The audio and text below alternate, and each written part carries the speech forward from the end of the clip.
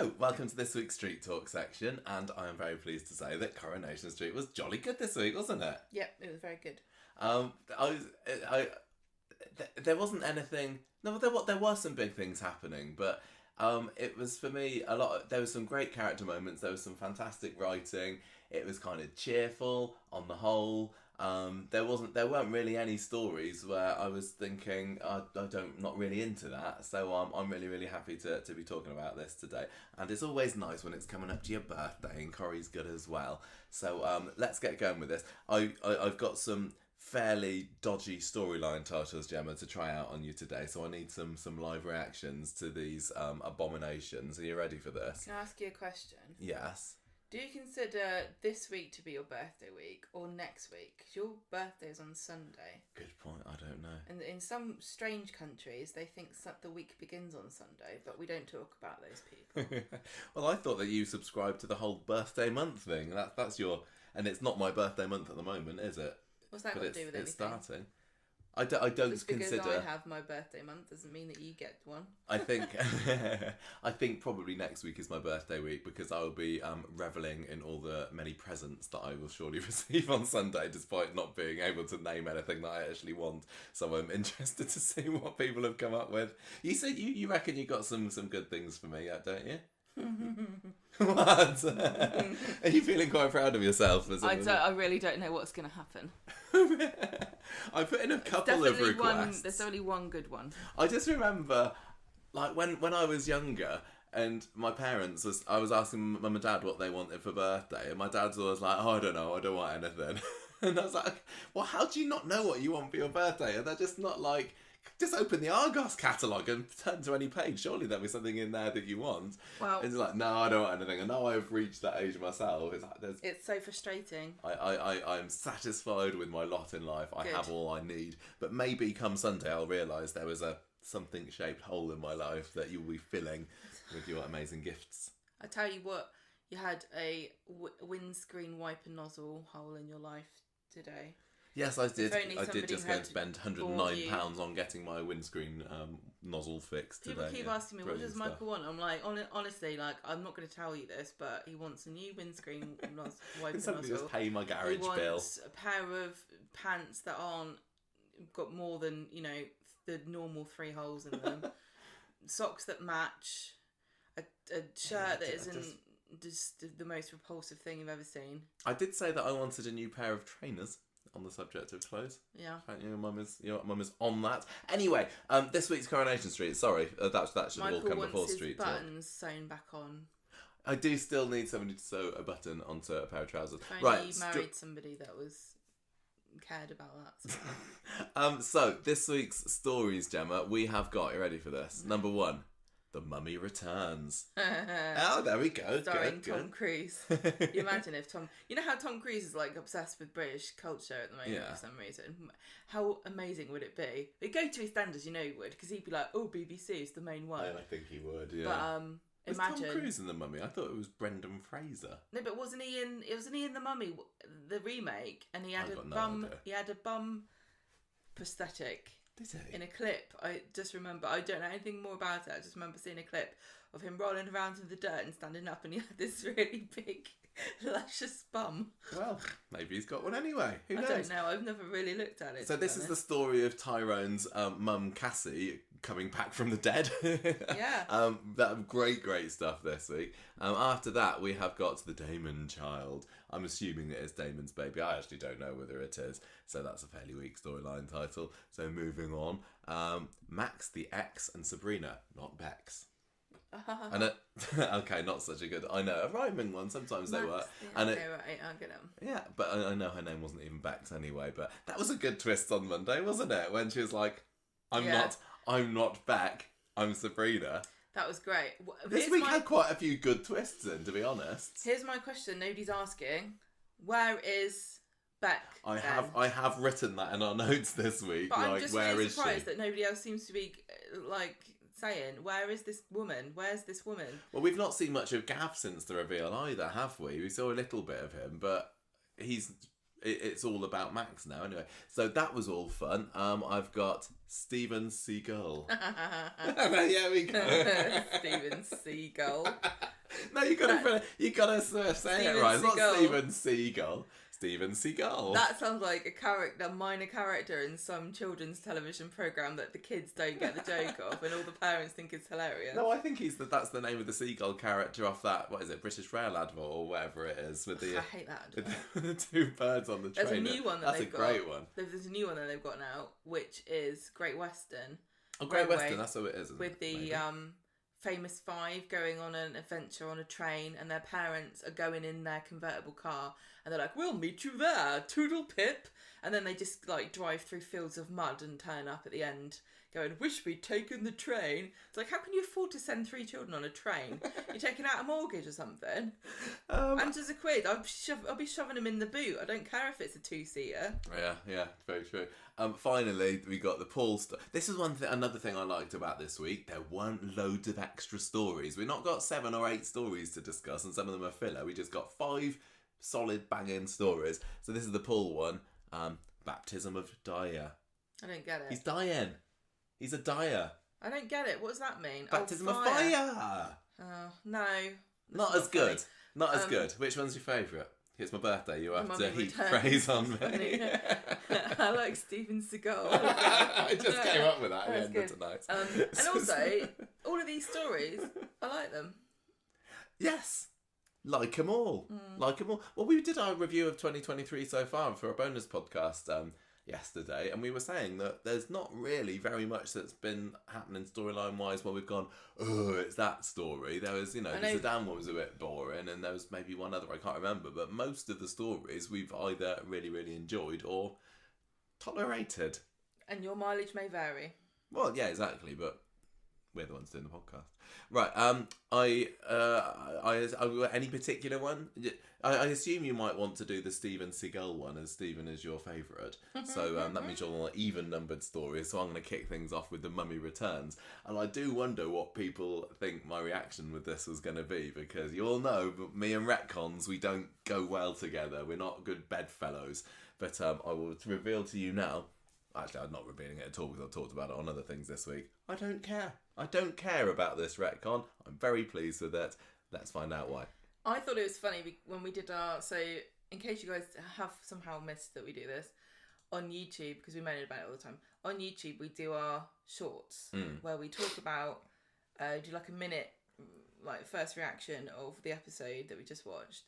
And so there was an incredibly powerful scene on Wednesday about with Cassie and Evelyn like having this confrontation in the hospital, and Maureen Lipman was acting her heart out. It was like a 9-minute long scene. It was incredible. And I was like, when you like press record, I was like, oh, we're gonna go straight in, like saying, wasn't that amazing and a great episode that was. And you were like, whoop whoop whoop, retcon alert! Oh my god, nerd. Like, yes, I didn't go nerd, but as soon as we finished recording, I pressed stop on the recording button. You went nerd, you massive nerd. What a nerd! Why did you what? Whoop whoop, retcon alert! Can't believe it. So I do a Coronation Street podcast. Of course, I'm a massive nerd. Come on now. I know, but in the face of such amazing performances, I just completely forgot that I didn't really care. But can we just quickly, briefly go over what we thought the real situation was with Evelyn? What do you mean? Oh, what reminds me and everybody else.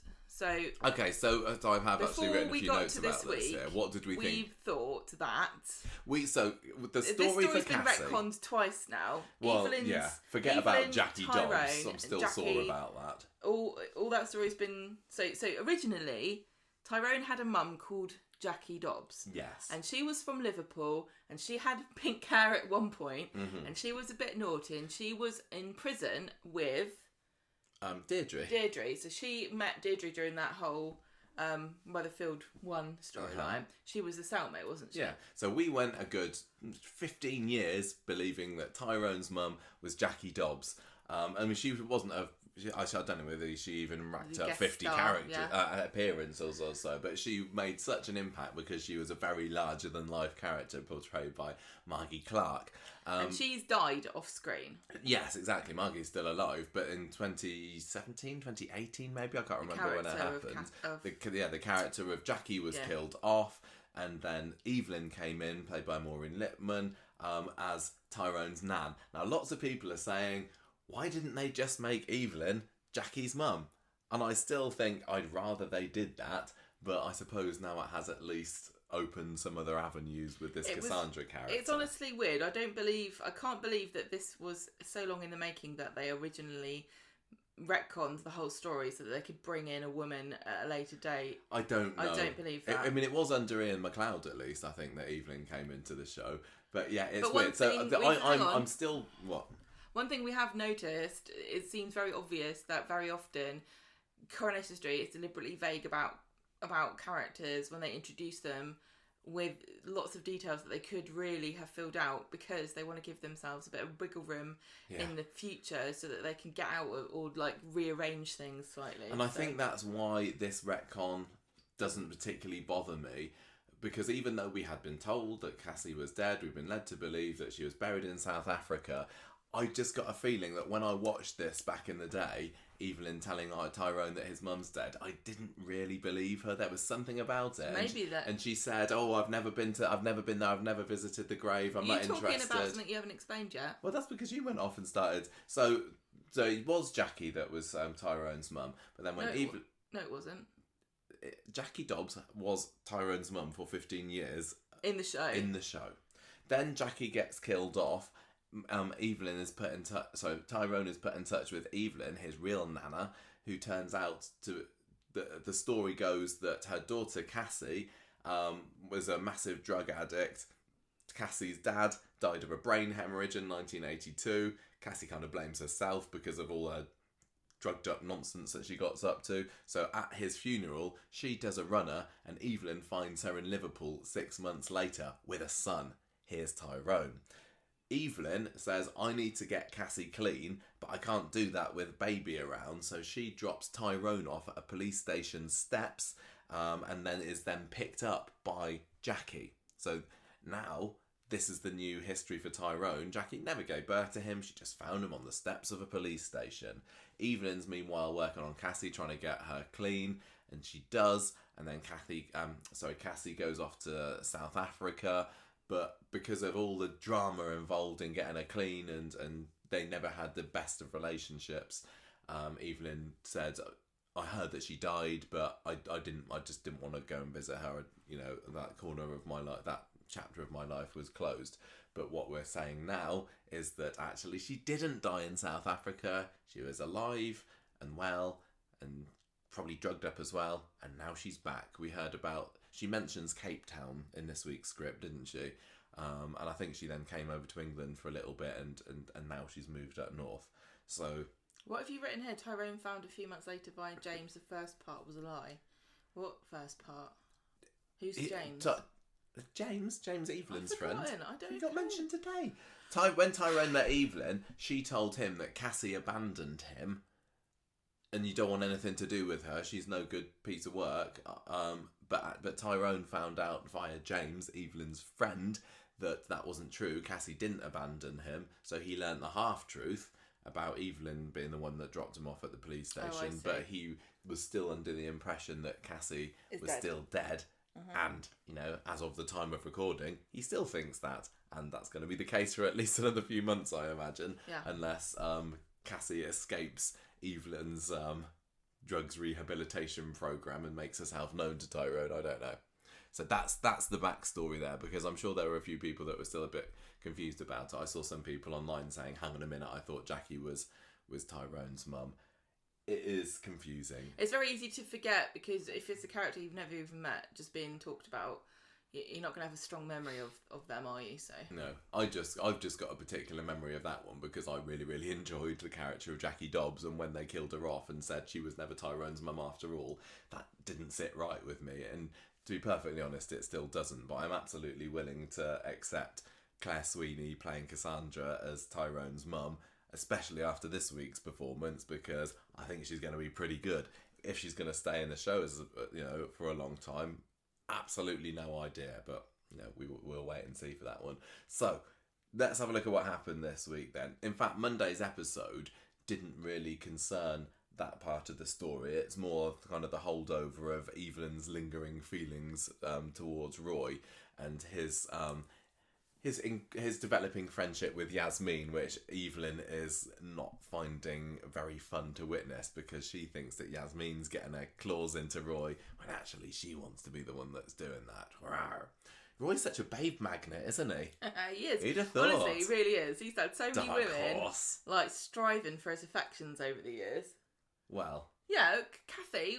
Oh yeah, Kathy Matthews. Kathy, and now you've got Evelyn and I don't know if Yasmin's really that interested. I'm not sure whether she is really. I think it's more the fact that Evelyn thinks that she is or could be and is jealous. I think Yasmin is really just likes Roy as a friend, which has been the case for 5, 6, 7 years, however long she's been in the programme, I don't know, and she's suddenly been found this newfound love of history, and it kind of melds up nicely. But Yasmin is being a little bit blind to the fact that Evelyn's got feelings for Roy, because I suppose from a viewer's point of view it's more obvious. Well, we know what she's been up to. Yeah, I would have thought that Yasmin would maybe be a bit more tactful. I don't know. You just imagine, like, Yasmin and Roy are just the perfect two to go off to all these history talks about cotton mills and stuff. And what was it? Yasmin at one point calls this tree a cultural wasteland, doesn't she? Because nobody else wants to go. I don't think that Yasmin has really shown any interest in history up to this point. She's a librarian. So, librarians all love history. They like archiving things. Isn't that what history is about? I suppose so. You've got to be but she even interested in... my mum's not around to ask her whether she was also an avid historian, but it was my dad that helped me with my history homework when I was growing up, so I don't know. But she, even though she's not shown herself to be a history nut, I don't think it's out of character that she would be interested in that kind of thing. I want Roy, Yasmin and Ken to form the world's most boring club. The most boring club? Yeah, but like three... I'd be in it if it was those two. You would hate it, because they would be talking about cultural history and, like, the shifting perceptions. I did history A-level, thank you very much. So what? They're not talking about Henry VIII? Okay, fair enough. You're not interested in history. I am in some ways. Good job I got you those history books for your birthday. Oh, yes! Anyway... They're all there in the cafe. Yasmin and Roy talking about isn't the past brilliant when Evelyn comes in, bedraggled by the thunderstorm. Oh yeah, there was an atmospheric thing going on, wasn't there? All the way through Mondays, there was kind of rumbles of... I thought that was really well done, but I was a bit confused watching it because I could hear the rumbles, and I was thinking, is that coming from outside? Is there going to be some kind of event going? We finally had a bit of rain for the first time in months here in Southampton this week. So fantastic. So... Yeah, I was a bit confused by that, but I did enjoy it because it went along with the other big dramatic story on Monday, which was Sarah Louise finding out that she's up the duff again. And there's the scene, skipping ahead, with her on the sofa with the pregnancy test and the rumbling thunder in the background. Yeah. Really, really clever. Do you think clever. It's like... Yes, I do think it's... demonic child. It's a demonic child. Demonic child. She's brewing. Yeah, maybe. Anyway, so Evelyn comes in, sodden and soaked, and she just basically gets increasingly peed off by Yasmin going on about drones uncovering ancient Roman burial sites. I was going, yep, they can do that. I did when I was doing the Drone magazine. I remember all kind of interesting. How do drones do that? They can scan this. You can use different like LiDAR, or you can use infrared, or they LiDAR is that like a gaydar, but it picks up liars. They should you have that on Coronation Street. If there was a LiDAR on Coronation Street, it'd be going off all the time. Applications for drones. I'm just astonished how many cool things that people can use them for. But yeah, I remember like the light show at the Coronation. Okay, Karen. No, go on. Karen. No, I'm interested. Honestly. No, it's fine. No, tell me. So how do they use it to find ancient burial sites. She explained it. You weren't interested, so you didn't write it down. So it doesn't make any difference. You've heard it before already on Monday. Oh, okay. So anyway, she finally gets a hint, possibly, and gets her coat to go home. Evelyn says, "Good, your boyfriend Stu will probably be missing you." And Yasmin's like, "Oh no, he's not interested in history. Stu's not shown up this week. He's barely been in the program for the past year or so." But anyway, Evelyn's happy because she's off. Hope later on points out to Evelyn that she's seeming a little bit sulky, and Tyrone's like, "Yeah, what's going on with you now? And what's up?" And he's like, "No, I'm absolutely fine." And Tyrone says, "I know what it is. You're getting squeezed out by Roy." And Evelyn says, "No, I'm just concerned for Freddie's welfare," because she puts on this act saying, "Oh, if Roy's spending all this time thinking about history, who's going to be looking after poor Freddie?" Roy comes over the house later and says, "Look, is there a problem? You seem a bit out of sorts." And Evelyn, she's never going to be one to, especially if she's confronted like this about it, she's not going to suddenly open up about her feelings, is she? She's just like, "No, I'm fine. Just don't think Freddie likes Yasmin, that's all. She's not a dog person." And Roy says, "I'm sure she'll get used to her." Yasmin has been a dog person in the past, hasn't she? Do you remember the bit where she basically dog-napped David the dog off of human David? Yeah. So she's not into dogs enough that she actually will get one for herself, but... That's like me. We've seen that she is not a cat person. If there's a free dog, I'll have it. Wednesday, so this is when the Cassandra stuff all started to go. Are you thinking of her as Cassandra or Cassie? Cassie. Yeah, I am as well, I think. And I think she's credited as that. But because there's been these hospital scenes where she's had to give a full name, we've heard her being called Cassandra a few times. I want to know what Evelyn was thinking when she called her Cassandra, because it's a very whimsical, romantic name for somebody like Evelyn to call her child. It is actually, isn't it? But maybe it was the dad's choice. Maybe... How old must she be? She's like born in the early 70s, perhaps late 60s. Maybe it's a bit of a, a bit of a whimsical 60s cultural. Kind of. Maybe she was on name. Drugs. Maybe Evelyn was. Mm-hmm. Oh, maybe that's why that's feeling this way. Not saying it's rest of her life. A drug addict's name, although it is in this case. But it just doesn't really fit with Evelyn's personality. You can just imagine her saying something like, just call her Sandra or. Is the name solid? Is the name Sandra short for Cassandra? Is it? I don't know. That's what I was thinking this week. Because the lady who used to live in this house was called Sandra. No, because I think it maybe is, but I've never made that connection before. I really don't know. Is anybody called Sandra out there that would like to tell us that your name is actually Cassandra? She could be called Sandy, couldn't she, Cassie? Yeah, she could. It's a good name, Cassandra, because you can have all kinds of different. Yeah, and it's... I never thought of the name Cassandra containing the word Sandra, exactly. But it clearly does. Blown your mind. I don't like it now. No, it's fine. Anyway, so... I'm just being silly. I think it's a lovely name. I think it's do great. Like Cassandra. It just reminds me of that Greek myth. Here's what I found. That Thanks, Greek Siri. legend, though, Well, it reminds me of the Red Dwarf episode that I went to go and see filmed, which was also called Cassandra. Reminds me of... Scream 2, when she plays Cassandra in the play and then her boyfriend gets stabbed. Spoiler alert. Okay, anyway, we're blethering on about nothing again. That's fine. That's our kind of our thing. So Evelyn is still feeling a bit bitchy about Yasmin on Wednesday morning and says, "Oh, Roy, you spending time with Yasmin again?" And then Ty says, "Look, just lay off him about it. They're allowed to be friends." Yeah. So over those initial scenes on Wednesday's episode, we see this mysterious capped lady sitting on the bench at Maxine's bench, don't we? Raggedy Pokemon trainer. Yeah. Every time I see somebody on Coronation Street wearing a baseball cap, I don't know why, I just think they think they're a Pokemon trainer. Definitely Pokemon trainer, that one. And I really wish, in a way, that Cassandra's... See, I'm calling this that again. Yeah, Cass's character hadn't been revealed or spoiled or heavily publicised, because as soon as we saw her sitting on that bench on Wednesday morning, I was like, well, there's that character, but it was supposed to be more of a mystery, wasn't it? It's like, oh, who's that? And in her first appearance, she was sitting there, just, anybody might be sitting on her bench, but as the episode goes on, she's still there, and she's skulking about, and she's watching Evelyn, and I really wish that I could have watched that thinking, what's this woman's problem? So that the reveal could have come as a surprise to me. Because Yasmin does Evelyn does like a double take at one point.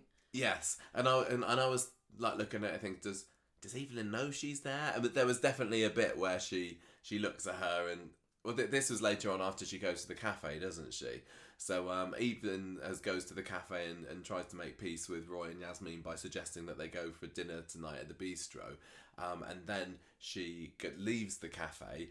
Mysterious cat lady is there, doesn't follow her, and then she chickens out. It looks like she's going to approach Evelyn, but she doesn't, and she goes off down Victoria Street.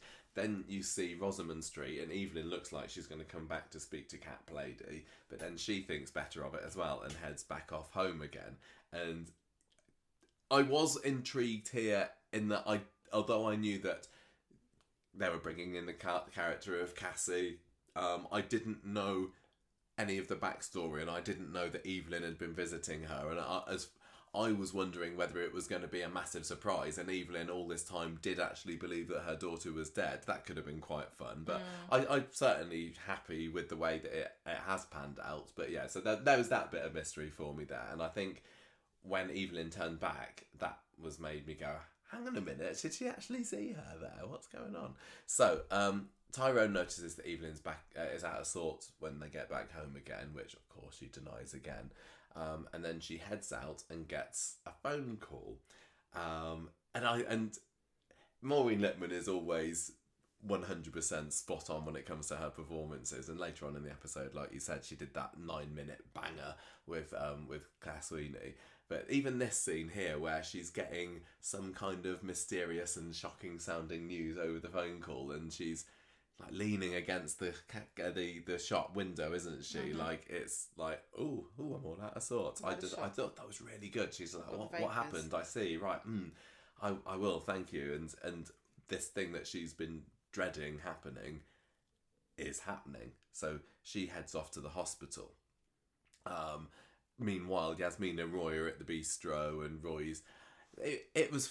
I can't remember any of the dialogue in there, but it was kind of funny seeing Roy at the bistro. It was supposed to be, wasn't it? And him being in this fine dining place when he's more used to greasy spoonness. I don't think that going out to posh fancy eater is really Roy's thing, is it? Not particularly, no. Even though he's into food, having him dress up all smart and going out to a restaurant, I can imagine that Hayley might drag him along to it sometime.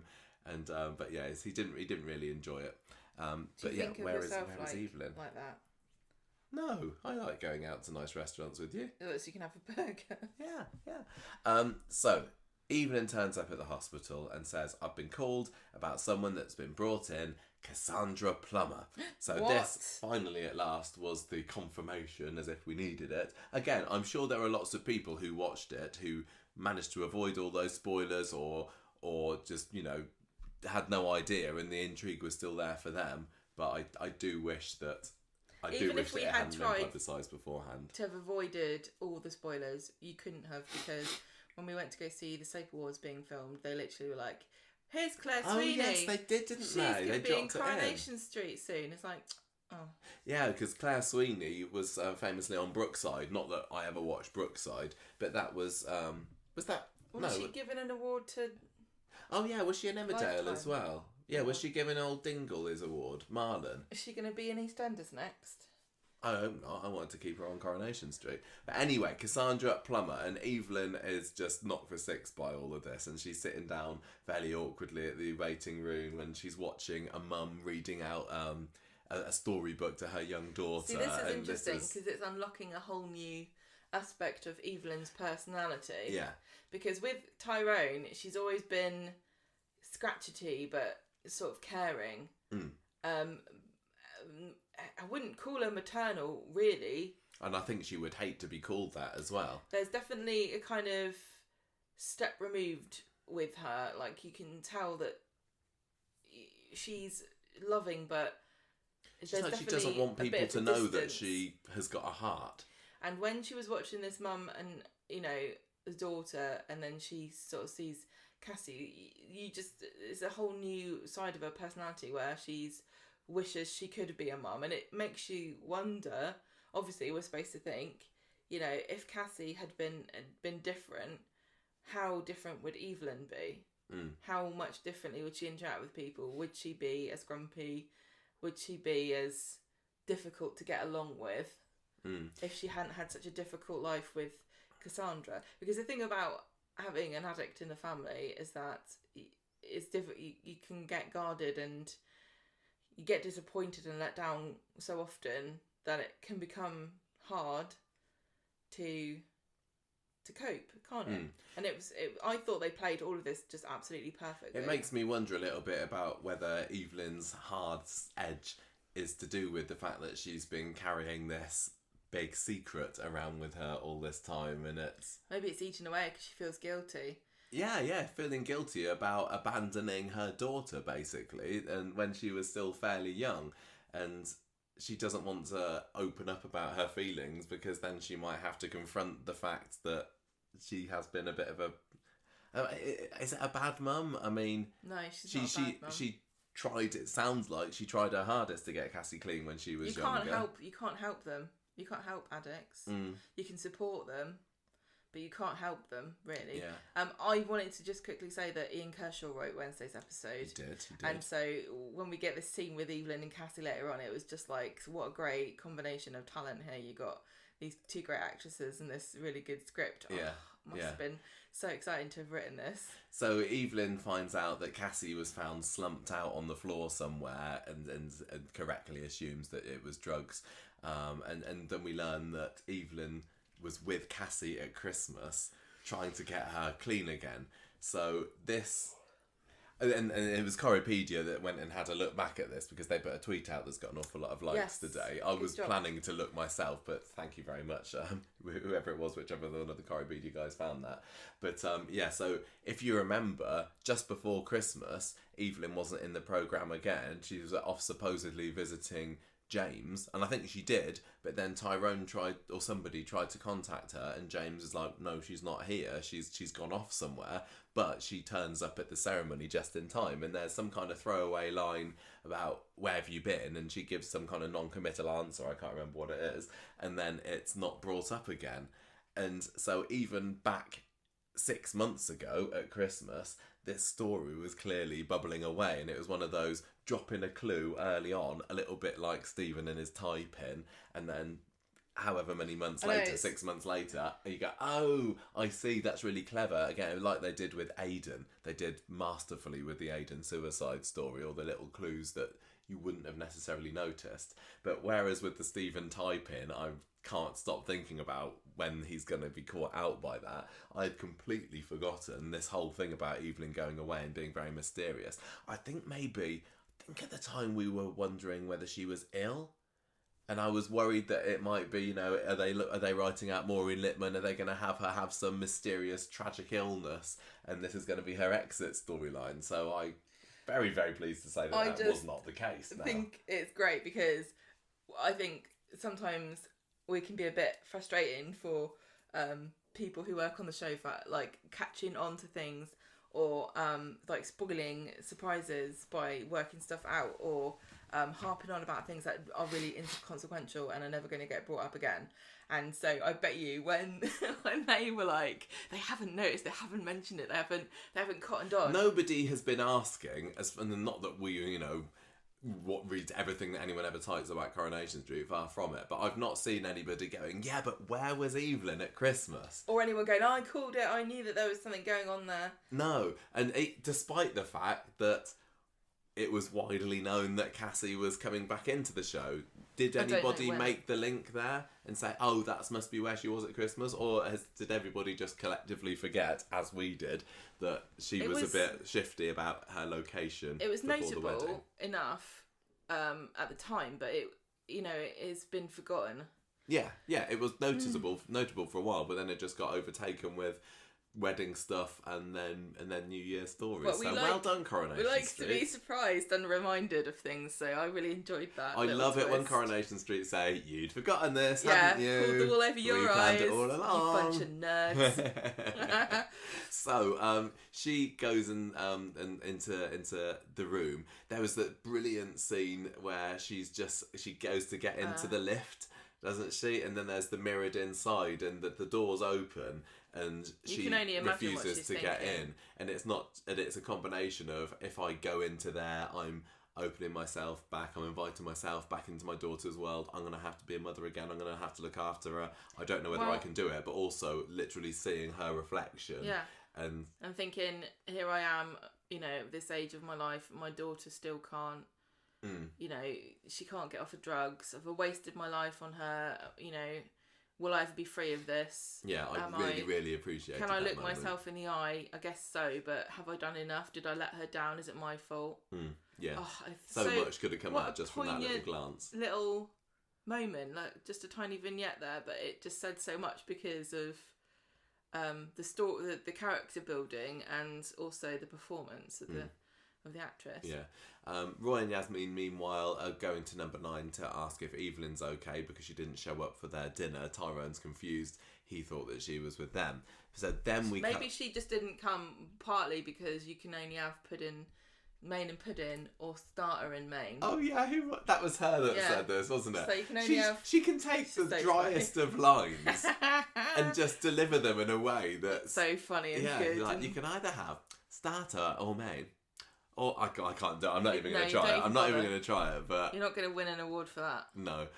So this is when we get our 9-minute epic. And this was the longest scene. Or was it even longer? The last big long scene that we had like this was Fizz and Tyrone the other year when the affair story came out, wasn't it? That was like 2 years ago. 15 pages. And I can't remember how long that was, but that felt like a long scene. When I was watching this, I didn't realise it was going on for quite that long. I was thinking, is this going to end the episode? Is this how we're going to be the whole finish? Of the second half of Coronation Street? I was quite surprised when there was something after this. I mean, talk about a baptism of fire for Claire Sweeney. That's what I was thinking. Welcome to Coronation Street. You're in a scene that's longer than any scene we've had for the past 2 years. You're in a two-hander. It's up against Maureen Lipman. I know. Dame Maureen. And she held her own. She really did. Don't know whether this was this could have been the first scene she filmed. This could have been the last scene she filmed before she went Yeah, away. exactly. Don't know for sure. What an intimidating, like you say, introduction. But Claire Sweeney, I honestly didn't really. I knew that she was a big name in soaps. I'd never really seen her act. Actually, I don't think. I don't even know what she looked like. I've frequently said the range of actors in my head who I know who they are is incredibly narrow. Yeah, but say that you don't know people, you get really defensive and attack me. No, I just claim that I did know who Brad Pitt was when we first met. No, you didn't. But Claire Sweeney, if someone did say Claire Sweeney's coming to well, they did, didn't they? Yeah, Claire Sweeney, they did actually say Claire Sweeney is going to come into Coronation Street, and I was like, I've heard that name.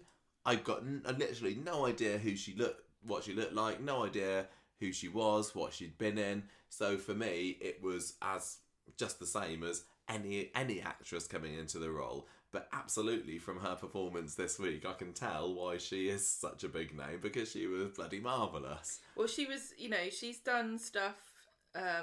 She first was in Brookside, and then she did like a sort of stint of doing all kinds of different celebrity things, like being in reality. She was in Celebrity Big Brother, the first season of that. She was Roxy Heart in Chicago. She has she released music. She did a single and an album. She's on Loose Women. She was in Strictly Come Dancing. So one of these big all-rounders. Yeah, somebody who made was famous and for a specific talent, and then just went, I can be famous for everything, and just went off I go. Going to be But despite all this, she has completely flown under my radar. But yeah, she's fab now. I just wonder, like, is this just a short-term gig for her, or is she saying, I'm in Corrie now? But to be fair, I thought the same thing about Maureen Lipman when she went into the show. I can't believe that all these years later, we've still got Evelyn Plummer as a regular character, especially at her age, and is actually a very integral character to the show. She wasn't ever in Emmerdale. Claire Sweeney. Oh, wasn't she? What was she on the stage for at the Soap Awards? I don't know. She was in Brookside. But what were they doing? I don't remember.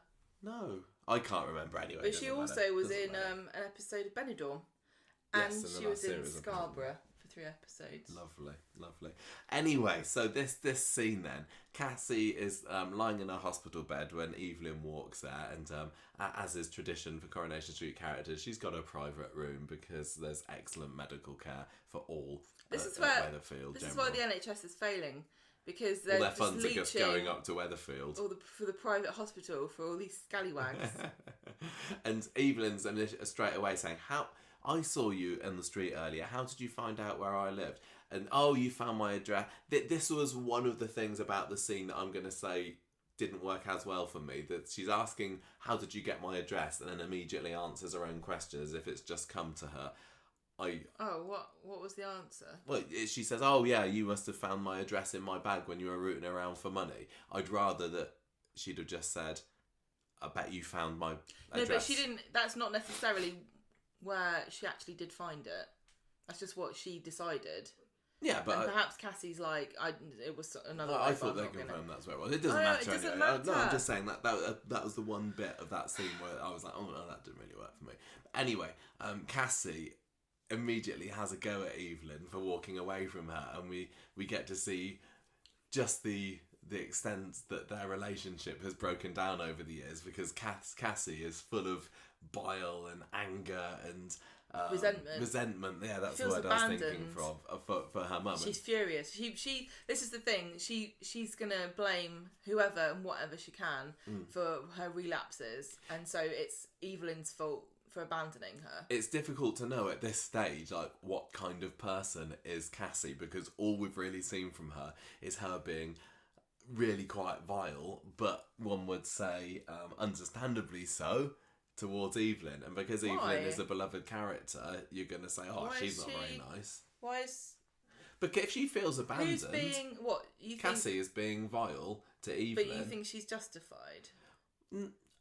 I'm just saying, if I was in her position, if I felt that I'd been abandoned by her, yeah, I might be pretty mad at her as well, and I'd be treating her meanly. Maybe she's a lovely person. No. Why? Because how old is Cassie? 50s? Yeah. She's spent... we know that as long as Tyrone's been alive, she's struggled with drugs. And she's still at this stage, and I just assume that Evelyn has gone through this process with her 1,000 times. Of trying to struggle to help her without it being any good. You can set yourself on fire for somebody to keep them warm, but they're not going to thank you for it. And Cassie is just a prime example. I have sympathy for people with addiction, but they're selfish, and because all they care about is getting their next fix or try, and it's difficult. I understand that. I wanted to just say Coronation Street has done a fantastic job. I think that's one thing that Corrie is good at. With depicting addiction, because we've had Peter, we've had Abby, we've had, Aaron's dad even. Dr. Ali. Dr. Ali.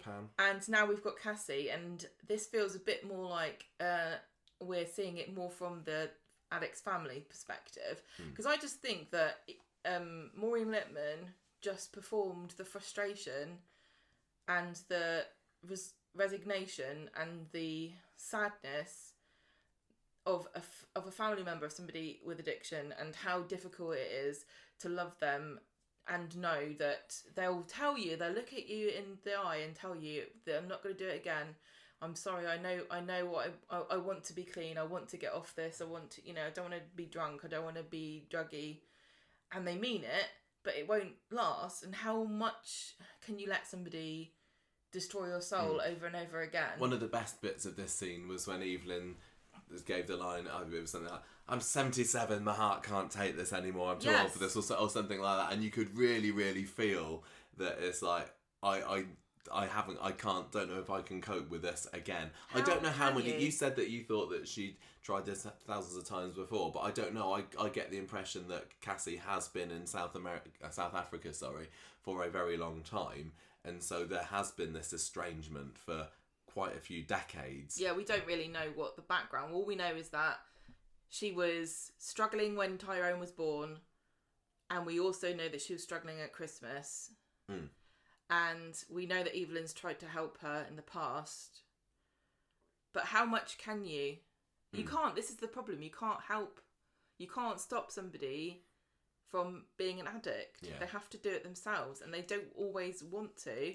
And even if they want to, they can't. A lot of the time, it's not really a conscious choice that you make. I really think that I've learned so much about the process of this from Coronation Street, and like inspiring me to kind of research it myself. I find it really interesting and so upsetting, and I feel so bad for Cassie and Evelyn in this, because they're both victims but in a different way. Yeah. The other line that I loved, that showed Evelyn's frustrations, was when Cassie was saying, I got clean, and then Evelyn says, and then you got dirty. Yeah, that was a great line. That was from brilliant. Ian Kershaw there, because I thought I've never really heard it said like that No, before. I haven't either. There was definitely a bit of moral judgment there from Evelyn, which makes sense for like her age.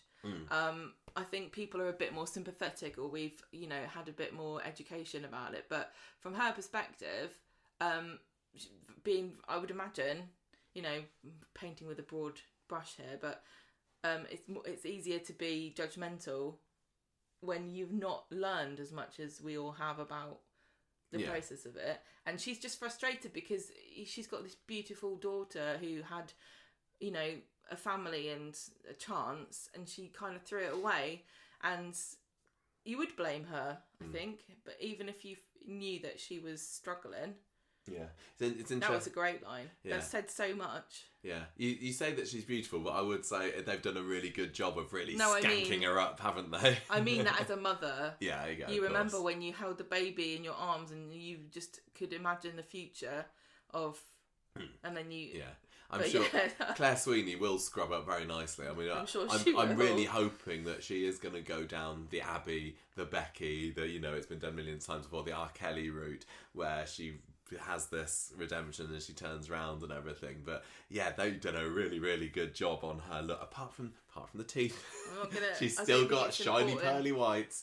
But yeah, just the grub on her face and the clothes and everything about her look really screams. And Tyrone says this in today's episode, doesn't he? She's a smackhead. Yeah, exactly. She didn't look healthy at all, did she? No, I think they've done a great job on her look for sure. Anyway, so it kind of comes out through this scene that Evelyn was there at Christmas.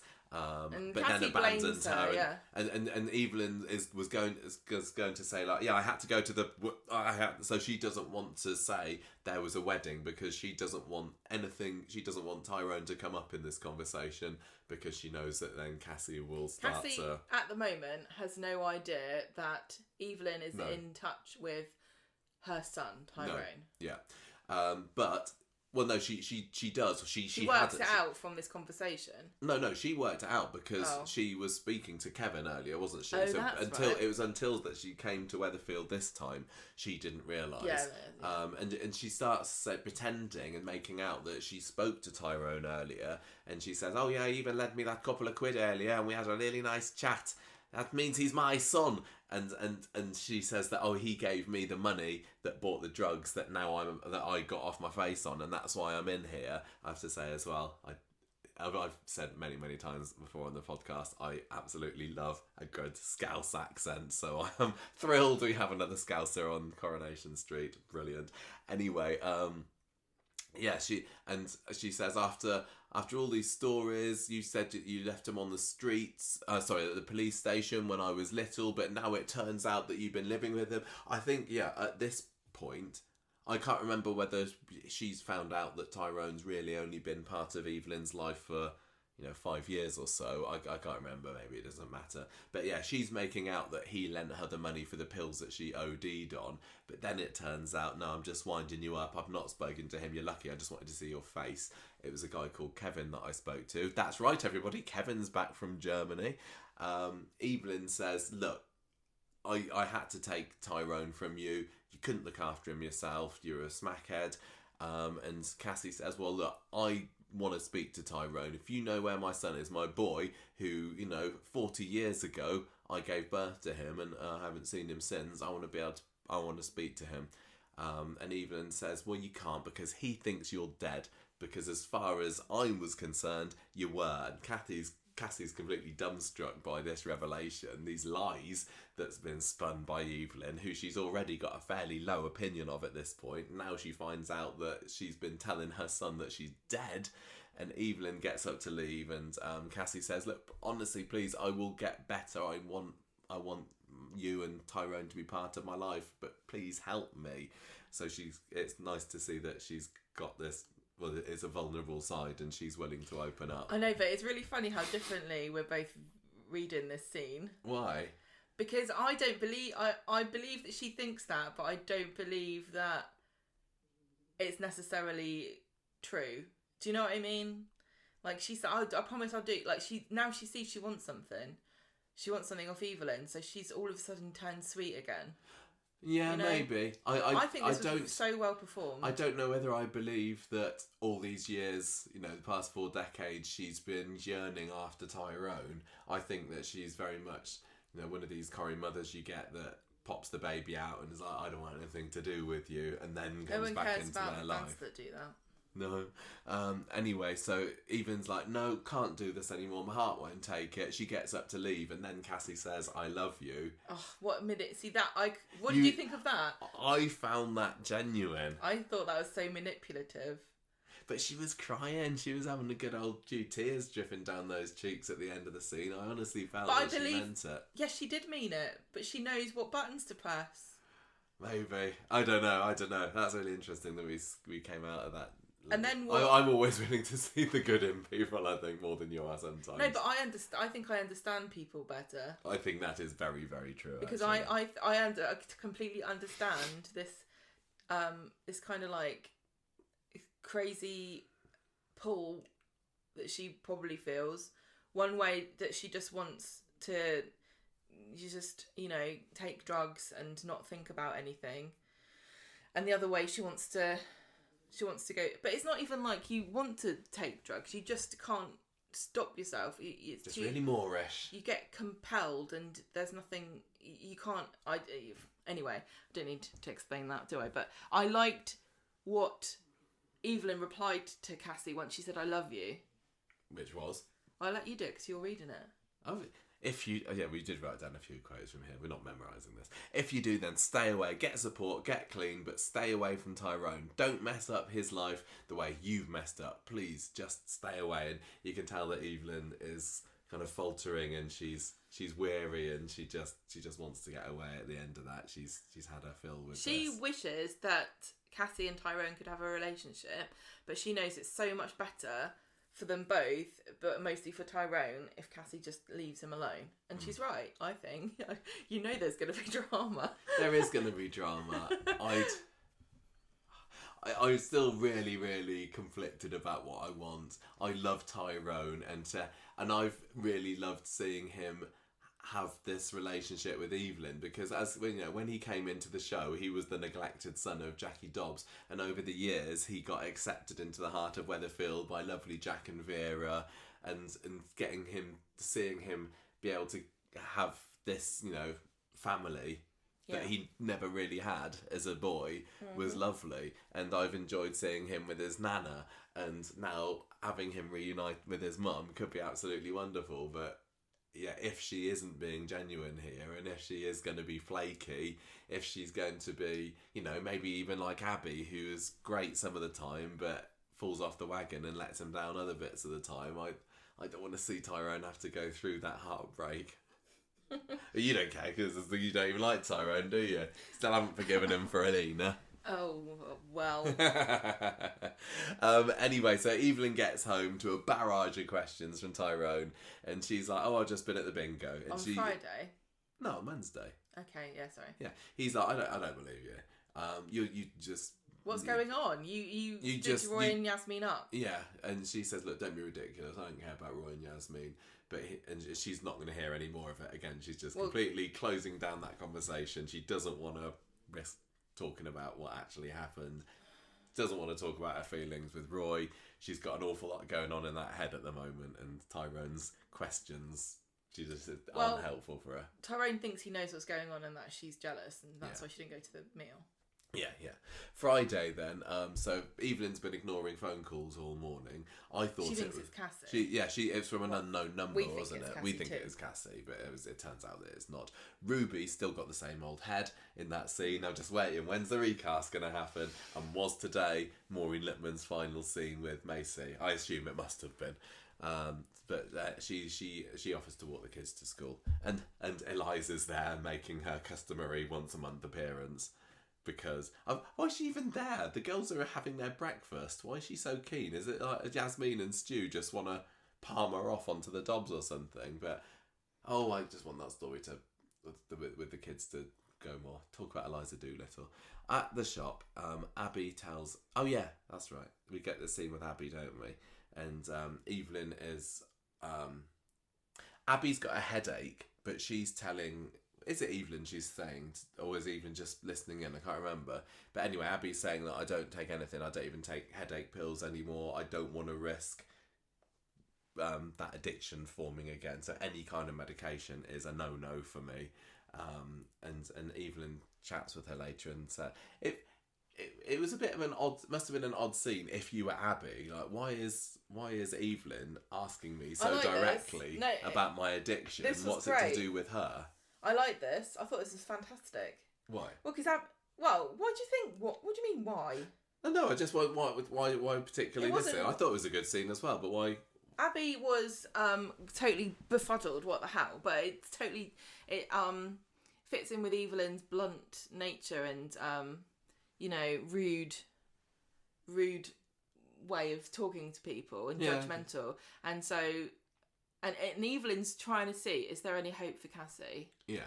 So when Abby's saying, her life around. I don't have a headache. I've got a headache, but I'm not going to take any pills because I don't want to risk falling off the wagon. I'd rather have a headache. And then Evelyn's like, why do you think that now is the time that you are going to stay off drugs? Is there anything that's going to tempt you again? What is it that is making you? And Abby's trying to explain. Oh, it's because I've got a kid, and then Evelyn's like, well, I'm not taking that because you had 3 kids and they weren't enough to stop you from being on drugs. So what's different now? It can't be that. Think about it. She doesn't care about offending Abby. She wants to get to the heart of what it is. Is there something here I can use to help Cassie? Is it something that I can replicate? And Abby just kind of says it's the people around me that are willing to give me another chance and making me think that I'm worthy of another chance. I think at the end of the day, there's something inside of a person and I don't know how much it is to do with outside forces, because I think it's hard on families and friends of addicts to think, could I do something differently? How can I help them? What could I do? And obviously there are factors that lead you into addiction, but people who are in really dire situations can turn their life around, and people that are in, the most wonderful, loving families with everything they could ever want and no worries end up, overdosing. So what is it? And really, Abby can't explain it. There was just something this time. The same with Peter. Her explanation was the people making me feel worthy of. Well, that obviously then sets Evelyn off to think, I need to try again. It was a lovely scene, but I was also slightly thinking in the back of my head, but when are the writers or the producers or whoever going to decide to make Abby fall off the wagon again? Because although they do really good work with portraying what addiction can be like, but they're not very good at making people. It's too tempting to say, Peter's fallen off the wagon again. Peter's an alcoholic again, and then it's like, again. So I really hope that Abby does stay clean, because I much prefer this version of her now. Anyway, so this gets Evelyn thinking about maybe if we can give Cassie the supportive family environment. Yeah, she's obviously thinking Abby's got. She could have a support system in the Dobbs State House. Yeah, but I'm not going to ruin their lives with Cassie as she is now. Yeah, but she does go there to the hospital to go and collect her, presumably to offer her the chance to try again. Yeah. But when she gets there, Cassie's already gone, and it's been the hospital that was ringing Evelyn all the time to say come and get her. But yeah, too late. So she goes back to the cafe there. Yasmin's there with Roy. Evelyn basically can't get out quick enough because she just doesn't like seeing the two of them together. Imagine how frustrating it must be for that nurse at the hospital to like know your patient is in there because of a drug problem, know that she's got a mum who came in, and think, is this time, am I going to see her again? You know, are we just letting her out to go and score again and come back tomorrow in a worse condition? It must be so frustrating and upsetting. Yasmin starts to get a bit worried that Evelyn, she's finally kind of noticing that Evelyn doesn't like her, and she's saying, I'm worried that Evelyn will never like me. That doesn't go anywhere particularly, and I don't know whether it will, especially with Evelyn leaving at the end of the episode. There are so many older characters in this show that I just love and think are brilliant. Evelyn gets home, Cassie is there. So there's a big surprise. So she's been round to number 9, and she's pretending to Tyrone that she's one of Evelyn's friends called Kath. I see what you did there. I know. Sneaky. Kathy. Yeah. So yes, it's just Cassie with a lisp, isn't it? Cassie is kind of looks around the house, and she notices the pictures of Hope and Ruby. So this is her first look at her grandchildren. Well, I mean, what she doesn't realise is that Hope is in no way related to her, and but Ruby is. But anyway, she's like, I'm a grandmother. Yeah, because Tyrone's there at the same time. Yeah. So Evelyn gets back, and Cassie's been let in by Tyrone, and she's asking about these kids. Yeah.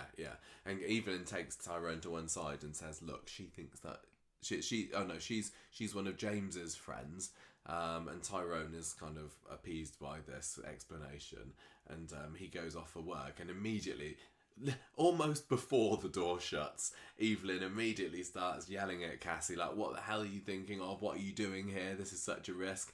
Cassie fires right back at her, and I love like the fieriness between them. I like the way that Cassie's got some of Evelyn's personality. Yeah, she really does. She says what she thinks, just the same way She's Evelyn does. Yeah. And she says, "You're just selfish. I want to see my son." But then she starts crying again. My God! And I don't know whether you thought she was being manipulative there. No, I think she was. She says, "Look, I just wanted to tell him who I am." But then I lost my nerve. But you know what? Maybe he's better off not knowing. Evelyn says, no, look, I promise. If you can get clean and stay clean, I'm willing to help you. So that little chat with Abby made Evelyn realise that there is still hope for Cass. Evelyn then sets about thinking, right, how am I going to be able to give her this support? So she goes round to the shop to try and get... and says, would you be willing to rent your womb out for 10 grand again? Hang on a minute, that's been giving Summer a baby. How is that going to help? Well, because last time she did it for 10 grand. Be a surrogate again for 10 grand, please. Yeah, but we don't want Summer to have the money. Maybe Evelyn says... No! What? Do it for me! Give me the money! Summer never keeps the money herself, does she? She's stupid. Goes around... Oh yeah, of course, because Summer got the money for Eric's rehab. Yeah. I forgot about that. And I thought it was you were saying, like Evelyn saying... Get rich quick scheme. Maybe I can have somebody's baby. Summer, give me tips on how this works. How did you do it? So whether it was that Evelyn has organised or found out about, it's half price. Yeah, £5,000 now for this particular rehab. It's obviously not as good as the one that Summer sent Eric on. Yeah. Anyway, she goes around Dev's wanting £5,000 on her advance on her wages. No way. She storms out. She's really completely incapable of using honey to trap flies, isn't she? She's like, give me the money now. Oh, no reason. I'm not going to explain it to you. £5,000 advance on their wages. That's a big ask. And he doesn't, so she's like, I quit. Yeah. Heads to the cafe to see Roy. He'd poked his head in and heard this conversation. Yeah, she bit his head off. And heard that she was asking Roy for Dev for money. Yeah, and Roy came away from this thinking that Evelyn's got money troubles, and he offers to lend her the money because she's a good friend. But then that backfires spectacularly on Evelyn because she says, look, Roy, no, it's fine. I'm your friend too. Your company means a lot to me too. And he recognises those words from the letter that he wrote to her a few weeks ago when he was having his stent up the jacksie. No, it wasn't. That's the line. I'm just referring to the line. Okay. And then he realises that she must have opened this letter, and he's not happy. He's like really disappointed with her. He goes off to do a bit of frustrated washing up, and she says, "Look, I'm really sorry. You don't have to worry about me for a while anyway, because I'm quitting town. I'm skipping Weatherfield." And I won't be disappointing you in quite a while. So she goes back to Tyrone and tells him that she's leaving to see James again. James needs me. Yeah. Hopefully Tyrone's not going to phone up James during any of the next 2 months, and he just trusts his gran. I think he's going to phone James up right about the time that Maureen Lipman's due to return. Do you reckon? And discover that she's not there. And then there'll be a scene with Cassie and Evelyn doing something. And then Tyrone will go and find them somehow. I don't know. Thing is, if I was Tyrone, I'd still be wanting to keep in touch with my nana, especially with Fizz not here.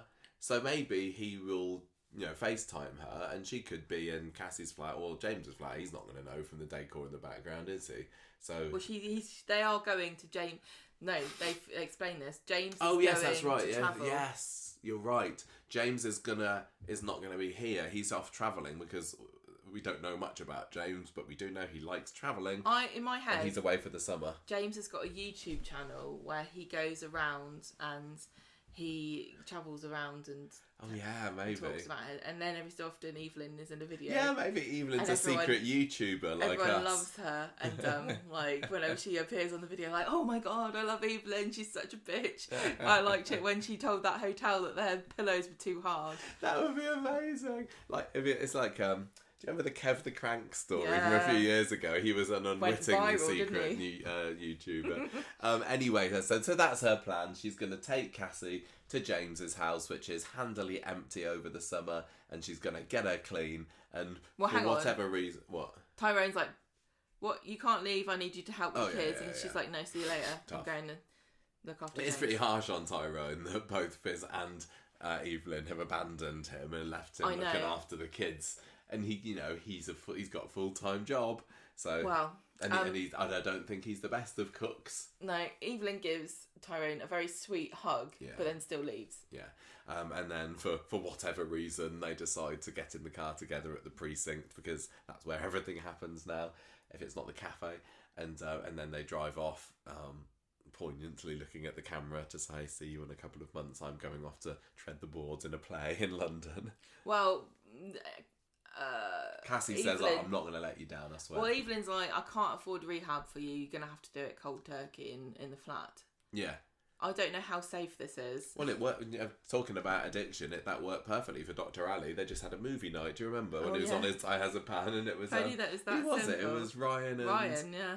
And Maria or something. I can't remember. Or Toya, I don't know. But somebody thinks that just watching movies all night is enough to make you go cold turkey. Well, whatever this is, it's gonna be months because this play that Maureen's in, it's finished now. It's finished now. It finished 2 weeks ago, maybe. June. So that means that if she goes straight back into Coronation Street, we're not going to be seeing her for 6 weeks at the earliest. I'm thinking it's going to be late August, early September maybe when Evelyn's back in the show.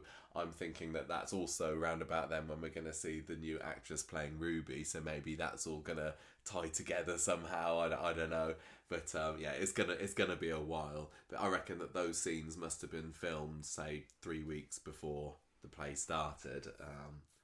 It's great that Maureen goes off to do these things because she does, doesn't she? Like it seems like at least once a year, Maureen Lipman is going off to be in a play somewhere. I think it's so funny that, well, is it funny or, but nobody else is allowed to do this, and like Maureen Lipman came in and I could, like in my mind I can see like Ian McLeod sitting there and then this assistant going, oh, here's the contract details, Ian, for all the clauses about you can't be anything. It's like, no, don't put it down. Don't tell her that. If Maureen wants to be on Strictly Come Dancing, then we will let her. Maureen can do whatever she wants. She can be in EastEnders if she wants to.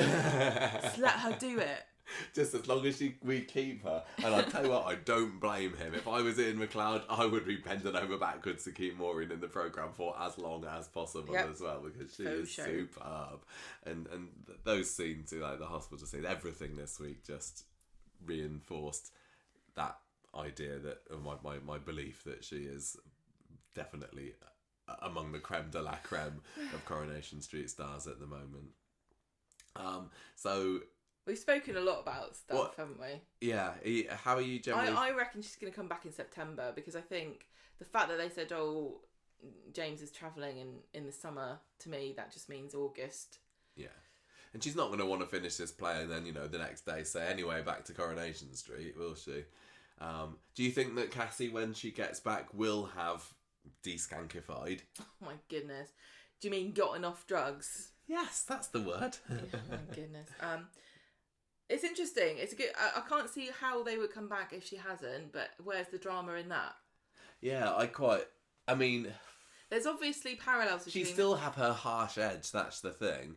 And I'm interested to see whether I like the character. I think I will. We don't know anything about her. But, she does feel like Abby. What's going to make her different from Abby? Yeah, is she Abby? She even, when she was lying there in the hospital bed, she looked an awful look like Sally Carman lying in the bed, also on drugs. They have got a very... distinct look. Yeah. Very pretty. And but also very good at looking a bit like a husk. A withered, drug-addled husk. Also very good dental hygiene, both of them. Remember how Abby scrubs up so nicely when she wants to. She always looks so bloody glamorous and beautiful. Yeah. With her red lippy on and her hair curled. So are we going to get Cassie, at Christmas? Is she going to be... I just think... We have seen, it's interesting to me because we've seen this kind of story a million times, and I moan about other things. I think, oh, why have we got this storyline again? I don't want to see this storyline, but for some reason I can watch a million different incarnations of this. I know. Especially when there's such great talent involved in it, and I'm so always choose the best actresses to play the urchins. Claire Sweeney is just, I knew that she was legendary from Brookside, but I hadn't heard of her in anything else. I didn't know that she'd done all the other stuff. So I was just so impressed with her. I am absolutely desperate for her to have lots of scenes with Sally Carman when she comes back. And is this the story that they've been saving Sal for? Because Abby's barely been in the show for a year. Is it going to be related to this? Because having these two ex-drug addicts, we're saying that she will be an ex-drug addict by the time she comes in, having some kind of relationship, friendship, bonding. There's a bit of an age difference of 10 years or so, but that doesn't particularly matter. I really, really, really, really desperate, because they are such good actresses, for them to have as many scenes together as possible. They could do some really heavy stuff and absolutely blow us away. I can imagine them both going out and on the town together, like making friends with each other and going out for a night out, and then and Cassie's like, hey, a guy over there's like got some stuff, like we could do it once. She could actually, couldn't she? We could do it once. She could be a temptation for Abby. I reckon I know I'm not going to go back on it again, but one go's not going to make any difference, is it? It's just a night out. We can just have fun together. Yeah. I can just see that happening, honestly. And then Abby, like, what do I do? Would you be interested in this character staying on the street and being Tyrone's mum? In a way, she's not needed, but... Yeah, she's not... I don't feel like we're screaming out for another, basically, Abby character. I don't know. If I you've can't got somebody... see... Is she just going to live there like everyone else just lives with their family members? Like, well, I could see her getting a precinct flat. I don't know. Possibly. They have to build a flat for, a set for her. I don't know if they do that. Yeah, I don't know. Still, it's too early to say. Almost. Is she? The question is she a main character or is she a guest star? Yeah. Does she have a year contract or does she just have an ad hoc one? Well, yeah, she could be on 6 months or less, as far as I'm concerned. Because Claire Sweeney is like a massive name. So that could go either way then, couldn't it? That could be like, oh yeah, we're Tyrone for a year because it's Claire Sweeney, or it's like, no, we don't. she's got other things to do. She's not going to want to be in Coronation Street. She wants to be on... Yeah, but then that's exactly what I would have thought about Maureen Lipman, and I'm still gobsmacked that she's in the show after all these times. I feel like so lucky that she's in the show. And even Sally Carman, like she's done plenty of things, playing the same character over again, it seems like.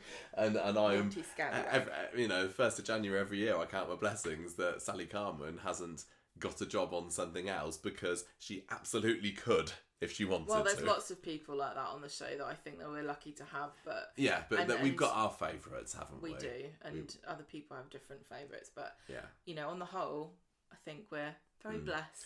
So, just before we move on, a couple of things. I did enjoy the scene where Abby and Jenny were talking about Jenny being chased by bees. Yeah. Earlier on, that tickled me in tonight's episode. And also a very important question, Gemma. If you were a character in a musical, which would it be? What does this mean? Well, this is what the girls were talking about over breakfast. What were they saying? It was just the girls. It was just the kids, wasn't it? And Ruby said that she would want. I can't remember. I think Ruby said she'd want to be Matilda, and then Hope was like, "No, I'd be Matilda." So Ruby said, "I'd be Bruce Bogtrotter because I get to eat all the chocolate cake." Okay. I have never actually given this any thoughts to who I'd be in a musical.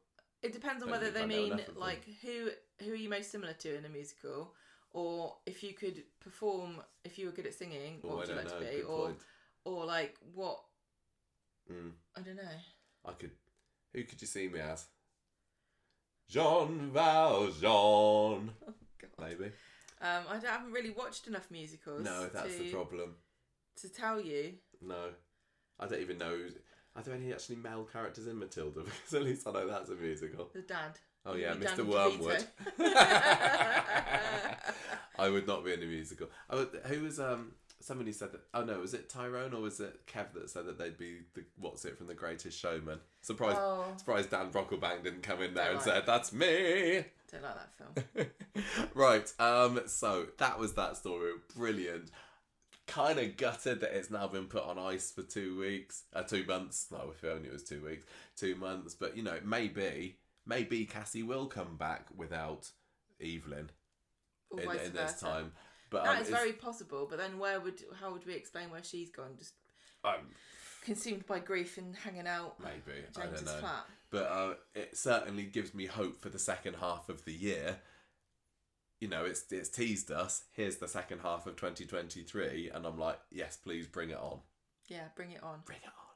Right, so bring on the next story as well, because we've got to talk about the other things did happen this week. They're actually quite exciting. We got quite far into the show already. We had to give ample time for that Evelyn story, to be fair. But the Damon Child, Sarah's up the top. Who'd have predicted that?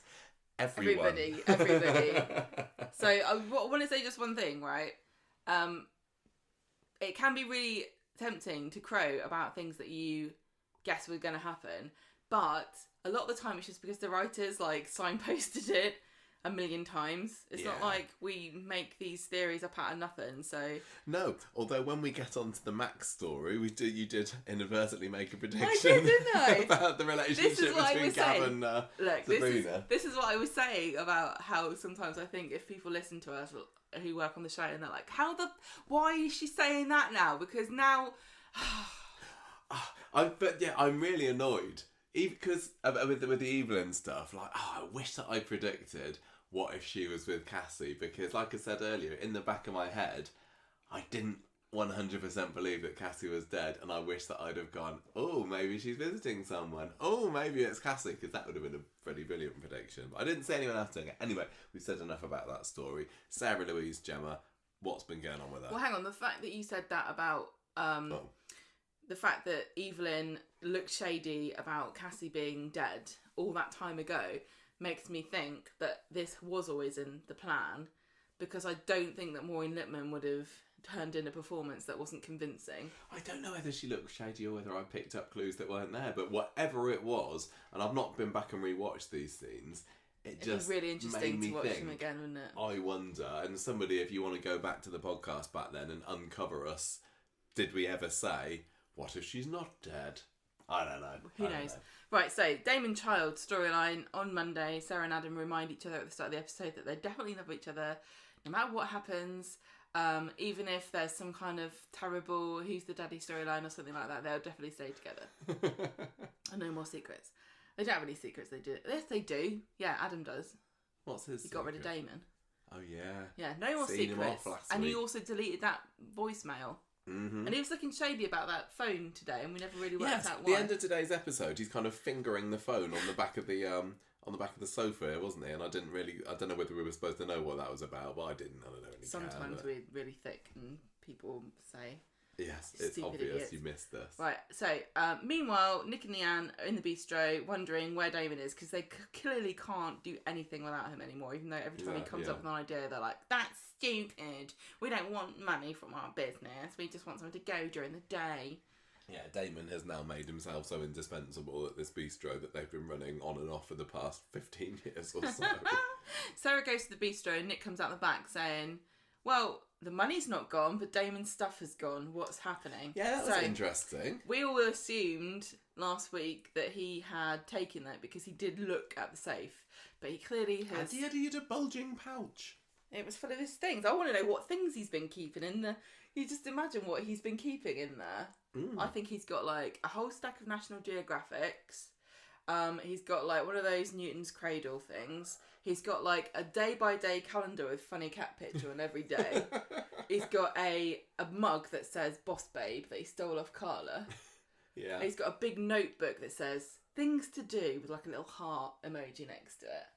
Probably all of that, yeah. And a plant, of course. Oh, yeah, Standard. And a spider plant. Yeah, leaving somewhere. Accessory. So Sarah goes back to the lawyer's probably office. A cannabis plant, to be fair, isn't it? Knowing him. Well, I've turned a page on the. It's a great way of making money, you guys. Don't you think? Well, yeah. Sarah goes back to the lawyer's office and tells Adam that Damon's gone AWOL, and she's pleased about this. And she also sees Dee-Dee in the pub later and tells her about it too. And Dee-Dee's surprised, and she's like, "Well, how are you feeling about it?" And Sarah says, "It's better this way, honestly." So Dee-Dee's happy for her, and they're gonna sort of chill out together. And she gets a glass of wine, takes a big swig, and she's like, "Uh-oh, I hate this." And then we're like, yes, she's gonna have a baby. She's gonna have a baby. So Jenny and Elaine are... some of the camera work on Monday's episodes when it's zooming into Sarah and she's like, oh no, what oops, I did it again. I've been an idiot. I think I won't be pregnant. Yeah, just really the realisation dawning on her is like, you Sarah, you idiot. You think there's no consequences to sleeping around. Yeah, brought it on yourself, girl. Are you done? I'm done. Yes, I'm done for now. Right, so she goes home and she's got herself a clear blue pregnancy test. Now, it was this product placement, really did feel like it was, because they've never focused this hard on a brand for a pregnancy test. I probably wouldn't have noticed, to be fair, but yes, it was not a fake Coronation Street pregnancy brand. And it was one of these, like, clear blue. It was one of these ones where it's like, there's no question. It's not like, what does this mean? There's two lines. Does that mean good or bad? Is it pregnant or not pregnant? It literally tells you, you are pregnant. Yes. So... hasn't technology moved on? Yeah, you said, I can't remember whether you said to me or you said it on Facebook or whatever, but there's not going to be any false positives for this because they're not going to make out that Clear Blue, if it is product placement, is going to be getting this one wrong. So it's like, Sarah's like, it must be it's totally correct. And also, it was surprising how quickly I could do it. It was only a few weeks after my missed period. Yeah. Because it's really early into the pregnancy, because she's not missed a period. Or noticed that she hasn't gone, ooh. She probably wouldn't notice. What is that supposed to mean? Well, I'm just saying that she... The thing is, though, many women aren't that regular. She's fairly oblivious to many things. She's a bit anxious. Sarah, Dee-Dee phoned Sarah to see if she's alright, and she's like, no, yeah, I just feel a bit out of sorts. So she heads off to, you've written Sarah Lou. Yeah, she heads off to the Sarah Lou to test it out. Do you think they've got an Adam Lou and a Sarah Lou in their apartment? So, she is pregante. Yes. Dee-Dee comes over to the flat to see. She's like, are you really okay? That was the scene with the thunder. It was just her sitting there on the sofa with the thunder in the background, the camera zooming in on her, and just the look on her face going, oh, damn. Whoops. So, what? She won't learn that, will she? Michael, you make it sound like no woman's allowed to make a mistake because a woman before them did. Sarah. It's just funny it's Sarah. And she's not like a Rosie Webster tits kind of character in any way, is she? She's just... Michael, if it was that easy, then nobody would ever be I know. born. In my head, they like to give her these things to do to make her... It does make her look incompetent. Yeah. Only because it's like just Sarah. Yeah, Sarah's in a nutshell, isn't it? Yeah. Just okay. She's not. Yeah, she's not mega thick. She's just ever so slightly slides through life, doesn't she? Yeah. So Dee-Dee comes round and Sarah says, "I'm pregnant," and I don't know who's the dad. Oh. I don't know who's dear. the daddy or hashtag who's the daddy, should I say? Nick wonders aloud to Leanne if Adam's managed to get rid of Damon in the end. Adam comes home and Dee-Dee's left by this point and Sarah shoves the test down the side of the sofa. Don't know why she didn't put it at the top of the bin, but hey, he goes into the shower. When he comes and sits down next to her later, she just gives him the test. And he's like... No, I'm not pregnant. That makes it sound like, just here's a test, get a win. Go and see if you're pregnant too, because this makes no sense. So she says... Maybe she thinks that that's how it works, the mum and the dad. If you both that's how you find out who's the daddy. Like, Adam, you got to win on this. Damon, you got to win on this. And whoever it says is the dad. That's how it works. So she says she doesn't know who the father is. And obviously Adam's just like, I can't believe this. Who else knows about this? Why? What else is there? You've got to tell me. Blah, blah, blah. And then she says, look, only Dee-Dee knows because she came round. I liked it when she said, I have slept with you more than I slept with Damon, so it's probably yours. And he's like, what? So, and then she says, okay, I think I'll have a termination. And he's like, I cannot think about this. I can't think straight. I've got to go. Heads out for a walk. And I thought this was nice because he went to number 1 to talk to his dad. But William Roach wasn't working that day because he was preparing for a skydive. So he should have done that in for Paul, shouldn't they? They should. Why didn't they do it? William Roach throws himself out of a plane. They talk in the Paul storyline about what's some sponsored thing that we could do, maybe a skydive. They should have had Ken say, William Roach I'll jump out of a plane character. to raise money for you. And they could have said, here's Ken jumping out of a plane. Oh well. Maybe they did, you don't know. Maybe they did. That would be epic. I would love that so much. Yeah. Didn't they have that on Hollyoaks? Was it? Did somebody? Know, No. I mean, I thought we were watching some like other soap deaths, and we saw somebody tampering with someone's parachute, or oh, bless me, this ripping cold. This cold that I was starting last week, it went away. Like most of this week, I've been absolutely fine, but just today, just 2 days before my birthday, out comes the snot. I'm very annoyed at this. Back to you. Sorry. Adam ends up at number People 1 need to know these things. and tells Daniel everything that's happened. And Daniel just he's like, I don't know what to tell you, mate, but I'm here for you. And he says, why don't you come to the Red Rack with me and Bertie? And it seems to have inspired Adam to want to be a dad, I guess, because he comes home and he says to Sarah, why don't we do a DNA test? You can do one.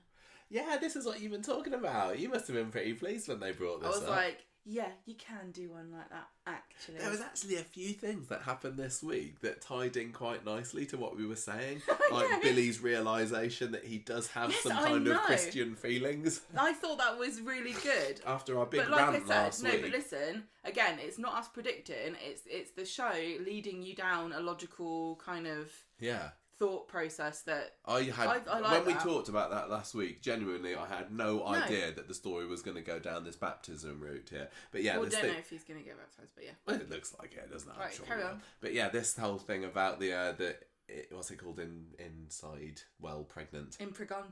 Pregnant test. That's what you wanted. And this, I thought I was going to say, but I didn't want to say the wrong thing, so I'm glad you said it as well. I don't know if that's right. So Nick goes to see Adam and says to him, where's Damon? And Adam's like, I got rid of him. I need Damon out of the way because I want my marriage to Sarah to work. So Sarah sits down with Adam and she says, okay, I'll do this test, but what will happen if the result is not how you want it to be? And he says, if it's not my baby, I would like you to have an abortion. And Sarah's like, upset about this because it's all very well to say I'll have an abortion, but it's another thing to have your husband tell you, yeah, you probably should. I mean, come on, he's not going to say, oh, whatever, yeah, we'll let you have Damon's baby. He does in the end, though. He doesn't. I think at the end he changes his mind. I don't think he does. Oh, I don't know, let's keep going. On Wednesday, Dee-Dee comes to the factory. No, maybe I'm wrong, actually. I think you're making that up. No, you're right. On Wednesday, Dee-Dee goes to the factory and chats with Sarah and asks her about... She's just a gossip queen, Dee-Dee. She's like, oh, are you okay? Tell me more. She just wants to know all the gossip. Everybody like, oh, I'll be your friend. Tell me what's going on in your life. Tell me your grizzly details, Paul, about your condition. So she chats and finds out that they're going to have this DNA test. And they actually go and do that day. And I don't know how you collect the how does it work? Material for this, because it feels like when a baby is so small, that's like half a leg.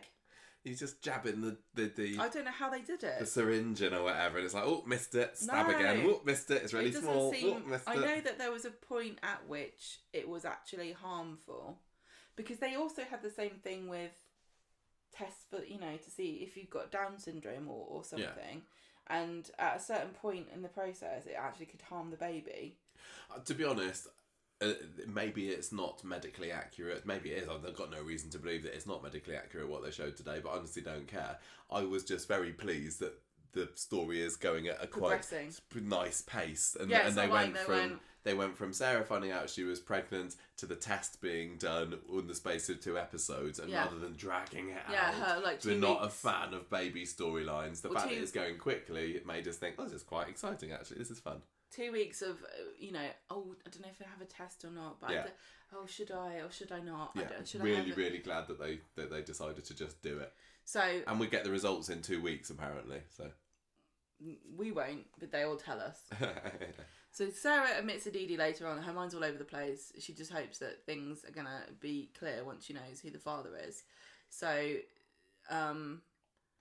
she tells Dee-Dee also that if the baby is Adam's, then she's going to keep it. But if it's Damon's, she's not going to. So on Friday, Adam's stressed about the DNA results, and he throws himself into being a bit more of a parent figure for Harry by buying... I don't understand why this family does not have malt vinegar in their house, but he buys ingredients to make a volcano.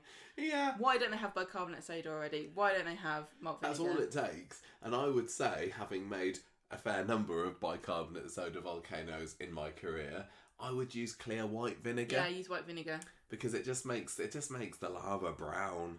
You got to use white vinegar, bicarbonate of soda. Red, if you got a bit of red, I would say red powder paint works quite nicely as well. Because we've got a massive tub of red powder paint in the art cupboard at school that's been there. Just for volcanoes? Well, no, it's been there since probably long before I started working there, about 13, 14 years ago, and I'm sure it will outlive me as well.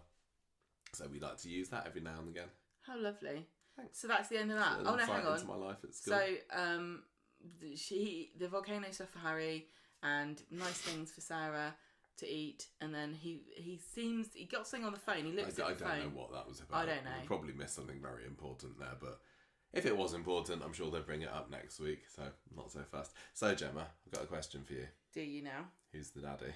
I think it's got to be. Damon's, because I'm thinking Damon as well. Because I think Damon's going to come back. Yeah, that's my first. Exactly, prediction. He's not gone forever, and if it's not his baby, there's no reason for him to come back. I really don't think that he's gone, so that's the reason. Why else? Apparently, you can just have the parental DNA test. You can just have a blood test. Oh, that's easy. Wow. There you go. And the man gets away, of course, with just a mouth swab. Because why? Because why would a man be inconvenienced for any reason whatsoever? Anyway, what's the question? Why else do we think the daddy is his? I think he's coming back. It's more exciting. It's going to give them more of a dilemma. Because what I think is going to happen is Sarah's going to find out it's not his baby. And then she's going to say, oh, I'll have a termination. And then Adam's going to say, no, I can't let you do that because I actually want to raise this child. And then Damon's going to find out, come back, demand to have access to the kid, and then we're going to have months and months of drama of like, you know, Adam and Sarah pushing a pushchair and Damon watching from the other side of the road, and they kind of hasten their step to get away from him, and he tries to sue them in court to get access. I can just see all this happening. Well, just wait, it's just watch, we're excited, and then, oh, it's yours. What I think might happen, what I'd like to happen, I don't know whether I think this is what's going to happen or whether this is just my wild theory like the ones that I give at the beginning of the year prediction episodes, is that I think that the baby is going to be Damon's, but Sarah's going to tell Adam that it's his, because she wants to keep the baby. And she's all saying now, oh yeah, I'd get rid of it if it was his. But she wants that baba, doesn't she? She doesn't want to have it. She doesn't want to get rid of it. And the other thing I was saying to you too about it is that it's much easier in theory, but you change slightly, don't you? Yeah. And it's not like they didn't want a child at all. No, quite. At different points, Adam and Sarah both wanted a baby. Yeah. The question is, in my theory, do we, the audience, know who the daddy really is? Because they could show her getting the results, being told it's Damon's, and then she goes and tell Adam's, it's yours, Adam. Or they could just show us her telling Adam it's yours, and then as viewers we're like, oh, okay, it's Adam's, fair enough. And then however far down the line, then you got the twist of, no, actually, it's been Damon's, and all this time, Sarah has known that it's Damon's baby. Yeah. I guess the problem is that, you know, Sarah being Sarah, she'd be giving these looks. She'd blab him. To give it away, but I don't know if that's going to happen, obviously. But that's what I'd like to happen, for the audience to believe that it's Adam's baby, but actually it's Damon's all along. Because, like you said, he's definitely going to come back. I also still think that Adam is infertile, which we've said a few times before on the podcast. When they were trying for the baby at the beginning of last year with the what's the name of that woman that was stalking him? Lydia, thank you. Lydia's story.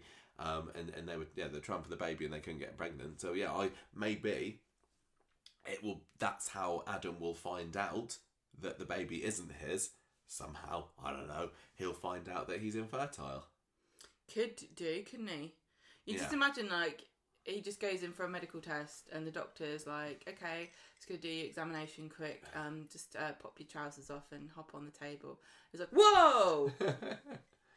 Did you know that there's a knot in your balls? Have you been having trouble having a kid? Because that's why. Yeah. Do you want me to undo it? How have you been walking around like this? That's not how the male anatomy works. No wonder you're grumpy all the time. I thought it's just because you're Scottish, but actually...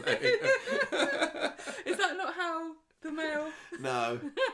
That's just not how that works. But anyway, I think that's where it should go, at least. Anyway, that was very dramatic. Because, whatever it is, we're both kind of weirdly invested in this story we've discussed, aren't we? Like, this is completely the sort of story that we wouldn't be interested in at all. Adam and Sarah. It's with characters that we're not particularly fussed about. No, I do like Sarah, but I'm not fussed about them as a couple. No. If you said to me, right, 2023, you're going to be really invested and excited about who's the daddy storyline with Sarah, Adam, and some Damon. Random new character, I'd be like, shut up. Mm-hmm. The story and also Stephen's come back and he's a serial killer. The story has just had highs and lows. Like, I think it was last week I was telling about how boring I was finding it, but the week before it was exciting. So that is highs and lows. Well done. Yeah, no, thank you. So anyway, do you think that, like, Who's the Daddy's story are kind of a thing of the past in soap now? Now that the technology exists to find out who the baby is, then why wouldn't any soap character just get that? Same way that at the beginning of a horror movie, they'll go, my phone doesn't have any signal. That's a shame, because this would be an easy way of ending this 2 hours of terror that we're about to But what they do on the soap? Oh, I don't have any blood. I've just been squeezing my arm and nothing's coming out. I've just been attacked by a vampire. I think I've got no blood, so I hope I don't need to give a blood test at any point in the next 9 months. It will be that one of the two, like the mum knows, but one of the two doesn't know that they're both shagging. But it will be, no, I'm not having a test. I don't care. I don't want to know who the father is. But the traditional Who's the Daddy story is in literally there is no way of finding out until the baby's born. can't happen in that way anymore. Yeah, but think about the fact, like, we just literally watched this for classic Coronation Street with Ashley. Oh yeah. And that was so good. And people would have been watching that at the time, going, "Oh, they can't have a who's the daddy storyline like we had in my day, where you just had to see if he looked like the milkman." You know what I mean? Like, there's whole generations of it's thousands and thousands of years of men not being able to be sure. Yeah, that's true. Okay, so that's a great story. Max stuff, brilliant, love it this week. Mega twist on Monday. So we were talking last week about is Gav going to come out of prison? And he did. I can't believe this. Honestly, it makes it sound like we've been reading the synopsis and stuff, but we haven't. I didn't read them. But we were like, when's Gav coming out? It must be soon. Sabrina would be, but it'd be really funny if they can't retcon it so that Gav and Beck are brother and sister, because that would be stupid. And what about Billy and his religion? Yeah, so many things happened this week's episode was hastily rewritten after our podcast release last week. Clearly maybe they were like, yeah, those are all good ideas, let's steal them and right, everybody into work on Sunday. We're refilming these scenes. So yeah, Gav surprises Max outside the precinct. He's been let out of pokey, he said, and he's really chuffed about it. Is that the lingo that still gets used inside by young people? I don't know whether Coronation Street writers have always got their finger on the pulse about what the latest slang is, because they do like to put in the word dibble to refer to the police every now and then as well. But anyway, I wouldn't know what the slang up north is. I still absolutely love Gav as a character, and him coming out with his big old smile and his energy, and he's really like, "Hey, I'm out." It's like, "Oh, please stay in the program, Gav." But he wasn't even in it for like a fair bit of. Was he? Maybe he wasn't even in Wednesdays at all, or tonight's episode. But they were. Next Black family in Coronation. We were talking about this on the bonus podcast this week, weren't we? Yeah. Gav, Sabrina, bring in their parents, even though I think they said that there's been a bit of a funny relationship between them, but they would be foolish. There's definitely to let these two go. There's definitely some kind of tragic backstory here with these. Yeah. Because Beck and Gav don't like each other that much. Sabrina and Gav, or Beck and Gav. Yeah, and where's Beck? Yeah. So he's not had the chance to go and see Beck yet, but he's really impressed to hear that Max has been visiting her like he asked him to. And Max says, but that's weird. Beck says that she's finished with you, but Gav's like, oh, she's just playing hard to get. I'm not going to give up on her. I'm going to marry her. I'm going to marry her. And then Max says, look, mate, I'm going to just be right out there and say, I don't think she wants to marry you. I've been seeing her, and Gav is fuming, and he pushes Max up against the wall. They're in the precinct at this point. And he's like, yeah, I'm going to get you. Because honestly, what a dog. Yeah, Max has been. I know. But he forgives him quite quickly when it turns out that it's not actually been Gav's girlfriend that he's been snogging the face off. It's his sister Sabrina. That's right, she's been pretending to be someone else. And when this happened, we were like, what a twist. I had no idea about this. And it's not really a huge twist in the grand scheme of things, but... It was funny. It was a nice little... Because whenever Max was bringing Gav up to Beck, she acted shady. And that's why I thought that he was actually harassing her, or they didn't like each other as much as Gav had insisted. Yeah. But actually, she was just being shady because she wasn't actually Beck. So funny. Oh, love it. Brilliant. And I'm really glad how Gav just kind of so quickly forgave Max about it as well. Well, he thinks it's funny because he's like most brothers of that age, like, why would you want to go out with my sister? I don't think he brought up like, have you bonked her yet? No, I don't think he did. I don't think he did. No, but that would be a problem. I'd be wondering about. But anyway, I'm just really chuffed because I love the friendship between Max and Gav. And when he started pushing them up against the wall, it's like, oh, they're not going to be friends anymore. Don't fight, lads. No, but anyway, they're best pals again. Don't forget that Sabrina is still mad at Max because. Oh yes. She found out that he was inside for racism and terrorism, and that's quite big. Gav doesn't know this yet, but he's mad about Sabrina. He doesn't like her because she had stolen money off of him. Oh yes, this is it, isn't it? They do have a bit of history that I'd forgotten about. And she is in Gav's flat. Now Gav's flat is weird because it's got this kind of fake garden outside with loads of like horrible gnomes and things. Is that what is Gav just? Maybe those are all gnomes he stole, and that's why he's in prison. Is that his thing? Is it? He steals gnomes because it would be a tradition of Coronation Street to be up to no good with gnomes. Well, yeah, maybe he's secretly related to Norris, who was also a bit of a famous Corrie gnome stealer. Yeah, that's my point. Yeah. And I wonder here. So he says they've got history because she stole money off of him. Now he's the one that's been into prison. Has he ended up in prison because he was covering for her at some point? I hope not, because that's what they did with Paul, wasn't it? When he was in prison with David, it turned out that he'd taken the fall for something that Gemma had done. But he's definitely in the mould of Paul, of Graham, of Eddie Yates. They're all definitely cut from the reminds same cloth, me of Graham. I think out of all of those, Graham is scallywag. Yeah, and he also this is when she says, "I've cleaned up. I also lied about being Beck because I wasn't supposed to be in the flat, and I thought if I pretended to be her when I answered the door, I wouldn't get in trouble. Yeah, because Beck's allowed to live there because that's." So where is Beck? Nobody's asking this anymore. If she's not there, where is she? Why is Gav got a flat that he's been able to maintain with nobody living in there and nobody paying bills? Yeah. Anyway, it can't be ignored forever. I'm sure we'll find out.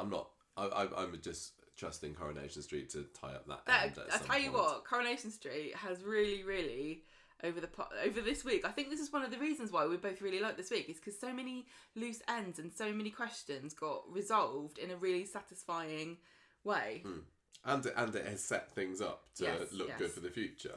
Anyway, Beck also reveals Sabrina. At this point, Sabrina reveals that I may have called her Beck later on in the notes, that Max a racist, he's been a bit of a terrorist in the past, and Gav's like, what the hell? This is why you were inside. And Max tries to defend himself and says, well, yeah, I'm not a racist. I got involved with some people who are racist, yeah. And Gav is just like, his mind can't take this at the moment, so he heads off. And Max and Sabrina end up in the cafe, and she's like, Max, you've made me really happy over the past couple of weeks, and I'm not happy like this very often. I love Sabrina. I just think she's amazing. She says, look, they both wish that things had happened a little bit differently between their lives, but hey, at least we're on talking terms now. When I watched this, I was really struck by how emotionally mature Max and Sabrina both are, and how they were talking quite sensibly about their emotions and how they're dealing with things and their reactions to things. Yeah. And I think genuinely that younger people have got more of a handle on this kind of thing than when we were younger. I think there's a lot more awareness about mental health and and sort of understanding yourself as a person and trying to, I just think it reflects very well on the younger generation. But also I like the way that Coronation Street put this in, because I think it's realistic to me that they both are able to talk about their relationship in a very mature way, even though they're quite young. Yeah. Do you see what I mean? Absolutely. Good job, young people. Very grown up about it. Max kind of talks about whether he deserves forgiveness for what he's done, and he says, look, I didn't just wake up racist one day. He kind of tries to blame his ADHD in a way, doesn't he? And say, I always felt that I was different. Because Sabrina immediately says, well, people with ADHD aren't all racist, so don't try that one. He talks about clashing with David, how angry he got, and Griff was really sly and took advantage of that. And suddenly I was hanging around with people who welcomed me like a family, and I swallowed all their lies. Now I wish I'd never met them. I thought this was a lovely little scene acted by Paddy here. And she says, look, you're lovely, Max, and I really hope that you can turn your life around. So very happy to see that not only is Gav not at Max's throat, Sabrina is also willing to give him another chance again. Well, she's kind of just saying, I'm not really interested in pursuing a relationship with you. Good luck with your life. See you later. At this point, was she? I can't remember. She says, I hope you can turn your life around. Bye. Yeah. Okay. Fine. What I was going to say something else. Oh. If it comes. No. I remember I was complaining about Max not really confronting why he was. Is he a racist? How has he changed? What made him change? How is he different? What is he doing to make up for it? Has he really apologised? And I think this is Coronation Street's attempt to try to do that with Max, but I'm still not completely happy with it, because I know he's tried to apologise to Alia, but I don't think there's any time for that to happen again. I think it's just would be too much. It'd be another example of, we've had this scene about 3 times now with Max trying to apologise to Alia. But I still don't really feel like I've got closure for Max on this. I still don't. He's still being portrayed really sympathetically, which is fine. But we're seeing way more from him than we are from Alia. You know, I'm not an Alia fan, but I still feel like it's like, but how does it affect the racist? Think of the racist. How did it affect his life? Look how he's struggling to make friends now. But I do still subscribe to the fact that he was groomed. Yeah, and I know that a lot of the choices else. he made were his own, and yet he influenced Blake, was it, to do the stabbing? Yeah, but it doesn't address that's fine. That's true, and it happens, but it doesn't address the initial issue of who's the racist then. You know, nobody's really racist. They were all just groomed by someone else. That's just nonsense. I know. It's okay. I won't talk about it anymore. But I do feel a bit like we're going a bit too heavy on Max not quite accepting that you can't just say that everyone groomed me. He has to take some responsibility for it, but because it's not like, you know, if you think about what happened with Bethany, she was groomed, but she was a victim. She didn't do anything wrong. She was raped and attacked and brainwashed. That's grooming. That feels like. Yeah, no, I definitely agree that there was. We're focusing far more on Max coming to terms with this than we ever did really with Bethany. I feel like I don't know. Maybe I'm looking back on it differently, but I do agree that we need to have this conversation. But I'm sure I'm not the only person that leaves a little bit of a nasty taste in my mouth. Oh no, there's definitely some Max haters out there. I don't hate him though. That's the thing. No, you don't hate him, but there are some haters. So there are some. You're being a lot more forgiving than some other people. They're absolutely welcome not to forgive him. I can completely get why you wouldn't want to forgive this character. I totally believe everything he's saying, and I think he's being realistic, and this is true. But he hasn't gone through the process of like self-loathing and desperately trying to make up for it that I feel like we need to see on a soap. Maybe this is more realistic to how you would be in real life, but on a soap I feel like you need to go through some kind of baptism of fire to get yourself to a point where the viewers are willing to forgive you. So I do wonder whether there's going to be something, because we know Griff's going to have his sentencing. Got the sentencing. My question is, he's been in custody this whole time, I think. Is he going to get time served and come out and do something? And is Max going to have to rescue, you know, Spider's back on the scene this week. We know that Martin Hancock has got his 1 year anniversary coming up soon, so he might have just had a 1 year contract. He might be leaving. Don't know. Is Griff going to come out of prison hell-bent on revenge? Is he going to end up seeing Max? Is Lauren going to tip him off and say Max is hanging out with these people, Gav and Sabrina? Is Max going to do something heroic to rescue them? Is then Ollie going to forgive him? Is then he going to forgive himself? Is Lauren going to die? Is Griff going to do something? Is Spider going to be involved? Is he going to get hurt and leave? Or that's just my prediction. Well, it definitely feels like this story is going to be ramping up more over the next few weeks with the trial and everything and coming up. I don't know whether Griff's going to be back in this show. No reason why we would do. We've not been in contact with Michael Condon or anything. Well, when we introduced him, it's because he had left. Yeah, exactly. But he could still come back. But the fact that Max has been saying, I'm not going to go along to the trial, that makes me think that it's going to go on off screen. And we might well see him. All of what I just said could happen with one of Griff's minions, because we definitely were introduced to his gang. We recognised all of them. Yeah, because like there's Reese and Dave. And... So we don't know whether they could come. You know, Griff says hello and punch him in the face. Aren't they arrested as well? Aren't they? Who knows how long? I mean, Max got let out really early. Yeah. They were all. I don't know. These are all just wild predictions, like I said, for what could happen based on a few little clues, like, you know, dates and things to do, and the fact that they mention normally when they mention somebody on Corrie, I don't know though, for trials they don't always pop back up again. No, they really don't. Because we've had some really disappointing anticlimactic things where we thought we were going to get to see a trial and it's like, oh, I've just been to the trial. Or I've just looked on my phone and the Weatherfield Gazette says that they've been sent down. Yeah. Anyway, so we do get the scene of Gav outside of Sweetie Muff. That's enough. Enough. Slip of the tongue.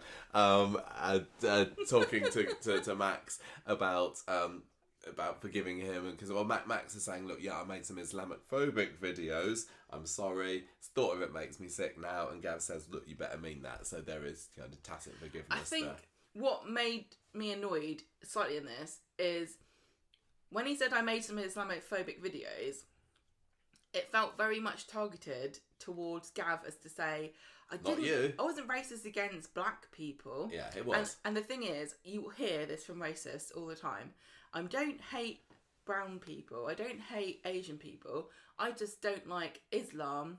I don't like the religion because of all these reasons. And you know that it's just a smokescreen for their actual views, which are actually racist. Yeah. So it's like, I just hate Islam. Well, I don't hate... Gav seems appeased by this. And then Max goes home and has a bit of a maudlin beans on toast, doesn't he? A bit of cheese on the top. Yeah, you didn't like the look of this dinner, did you? We had the whole pasta bake debate last week, but beans on toast as a meal, also not up sorry. there No, in Gemma's cookbook. I wouldn't mind... I like it when you have little sausages. Beans on toast with sausages, I love that. I don't like baked beans, but when I was a student, hoops on toast, that's my jam. And I would always, come home from university or before that when I was in sixth form, and my thing was bit of toast, butter on top, whole tin of spaghetti hoops, grated cheese on top. That was the Michael special. That was the height of my culinary repertoire, and we don't really have it much these days, but it's one of those kind of comfort foods that when we were getting married 20 years and we were saving money every month, our food budget was £15 a week, and we used to get like the Sainsbury's Saver cans of beans and hoops, and the ratio of liquid to how much. But I like that. I like the liquid more than I like. Yeah. It's like a big can of soup with lumps.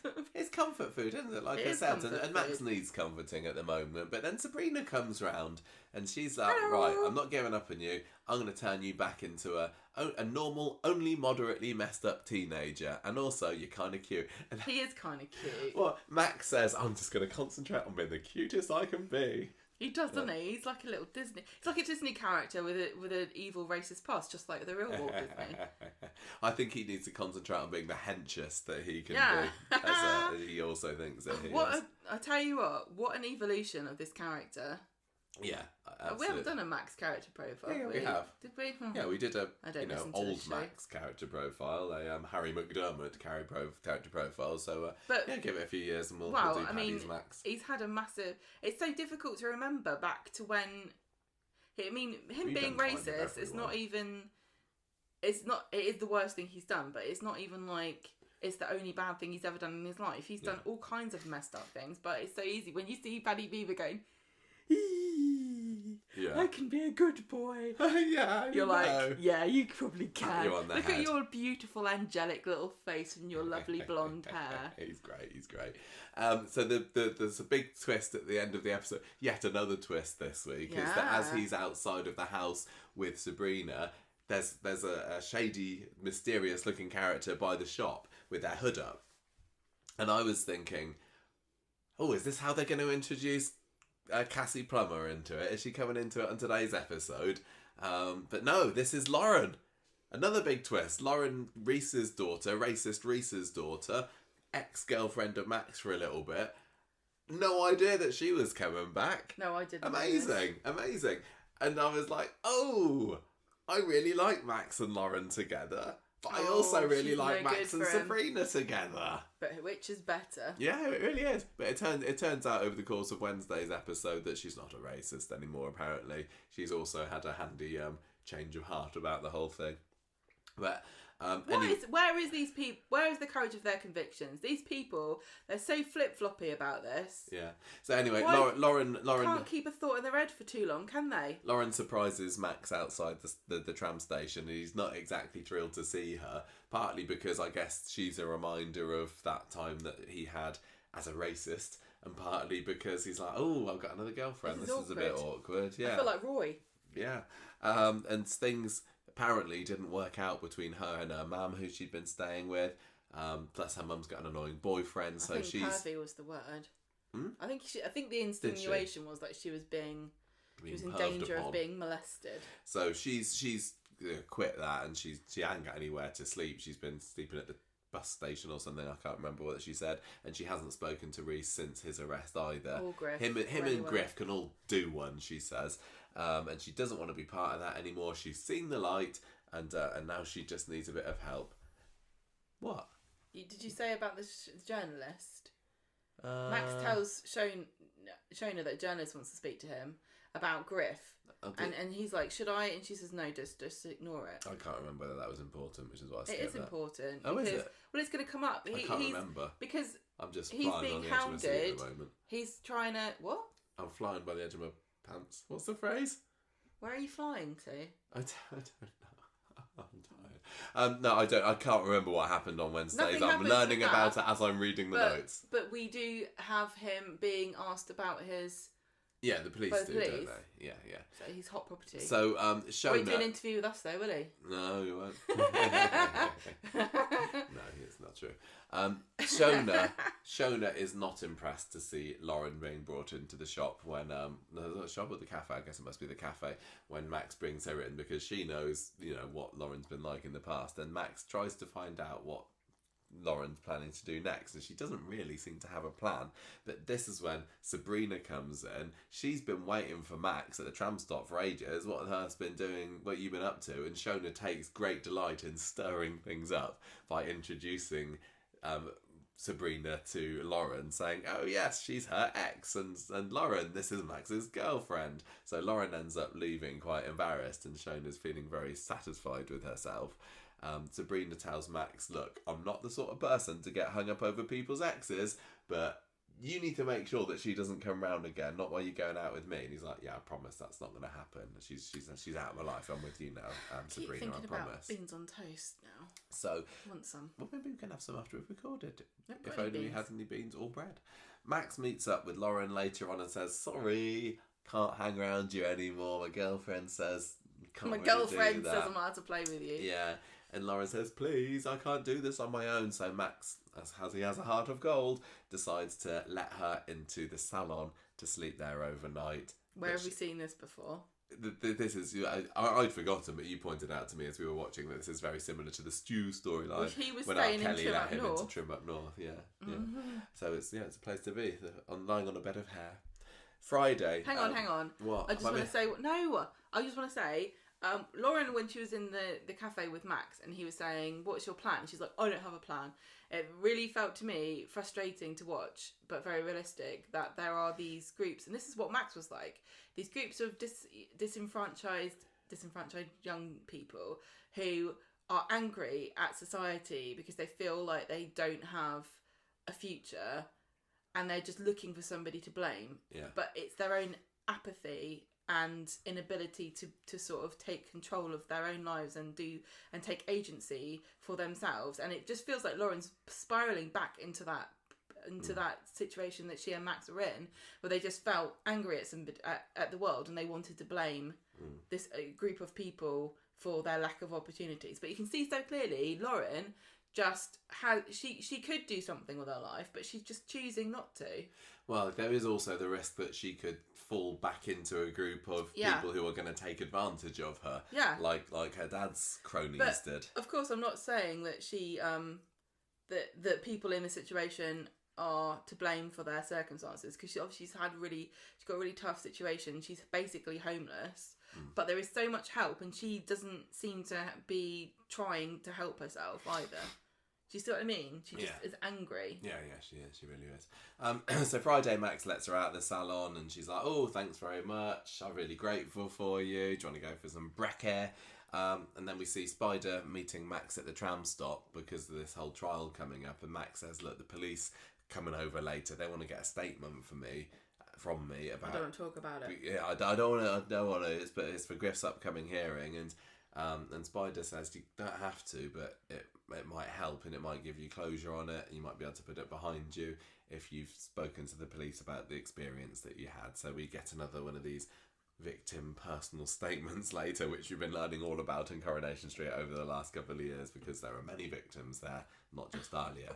Max comes home late and the police officer is there and she's lovely and says, look, we just need you to give your statement, tell us what impact grift has had on your life and your family's lives, but you don't need to go to court, it's okay. I thought that's strange, because he's obviously not a witness, is he? But that's weird. What's Griff in prison for again? Racism and terrorism. Plotting a bomb blowing up, I expect. Oh, yeah. I forgot because he's done so many naughty things. Max opens up to the officer and what? So he's not a witness, but he is a victim of Griff's. Yeah, this is a victim personal statement. Yeah, I know. I'm just explaining it to myself. Yeah. Max, lovely scene where Max is talking about how Griff promised him the world and how he was really welcoming to him and really excited he seemed to let Max make the films, and Shona's there on the sofa, and I don't know what Jack P. Shepherd was up to in these scenes, but he wasn't needed. Shona, Julia Goulding, was fantastic on this, just getting really upset and feeling for this boy that she's had harsh words with and stuff in the past, but she sees that he's really suffering through this, and then when the officer's gone, she just gives him a big hug from behind, and it was lovely. I do think that everyone's being really, really nice to Max.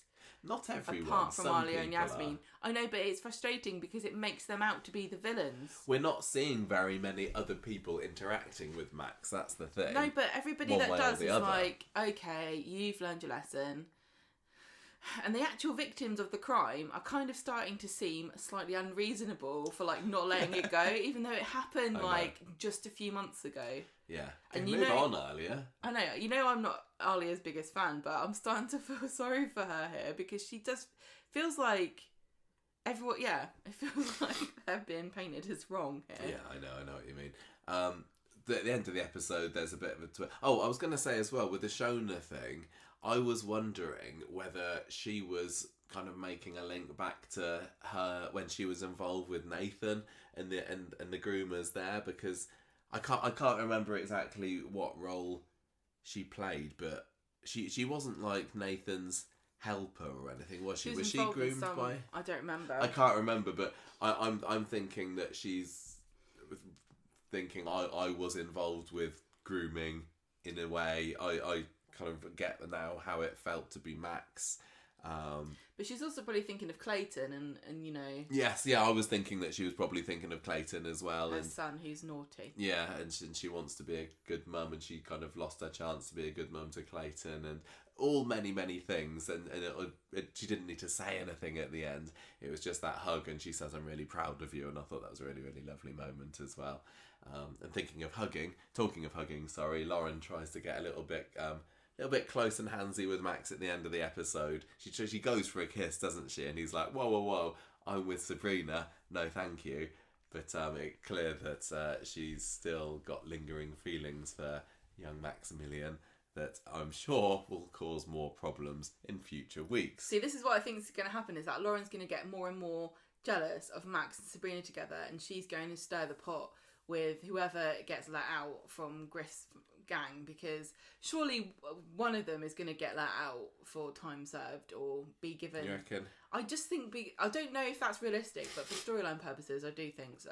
I really like Lauren, and I'd like her to stay on the good side, but I think it's you know, as cliche as it is, I'd probably prefer it to be he's got two girls and they both want to stick the knives in the other one, and they both want the man for themselves. Lauren's going to scurry off and tell one of the gang that Max is snitching on Griff and shacking up with a black girl, and they're going to come and blame him for everything. Yeah. And attack him in some way, and maybe Sabrina and Gav will get caught up, and then... Because I still don't feel like Max has really done enough to... No, I know. To put make up for what he's done. I mean, one thing we can say for sure is that fictionally, Max is going to get caught out if he's he let Lauren stay in the salon overnight, Sabrina is going to find this out, and she's going to be mightily peed off when she does. Audrey and Maria might notice, but I don't think. Is anyone using that place to work in anymore? I don't know. We don't really ever see scenes in there, so she could probably stay there for months, just squat there, and then nobody would notice. She's sitting lying on the beautician's couch. If Max could end up with one or the other of these, clearly Sabrina. Do you reckon? Yeah.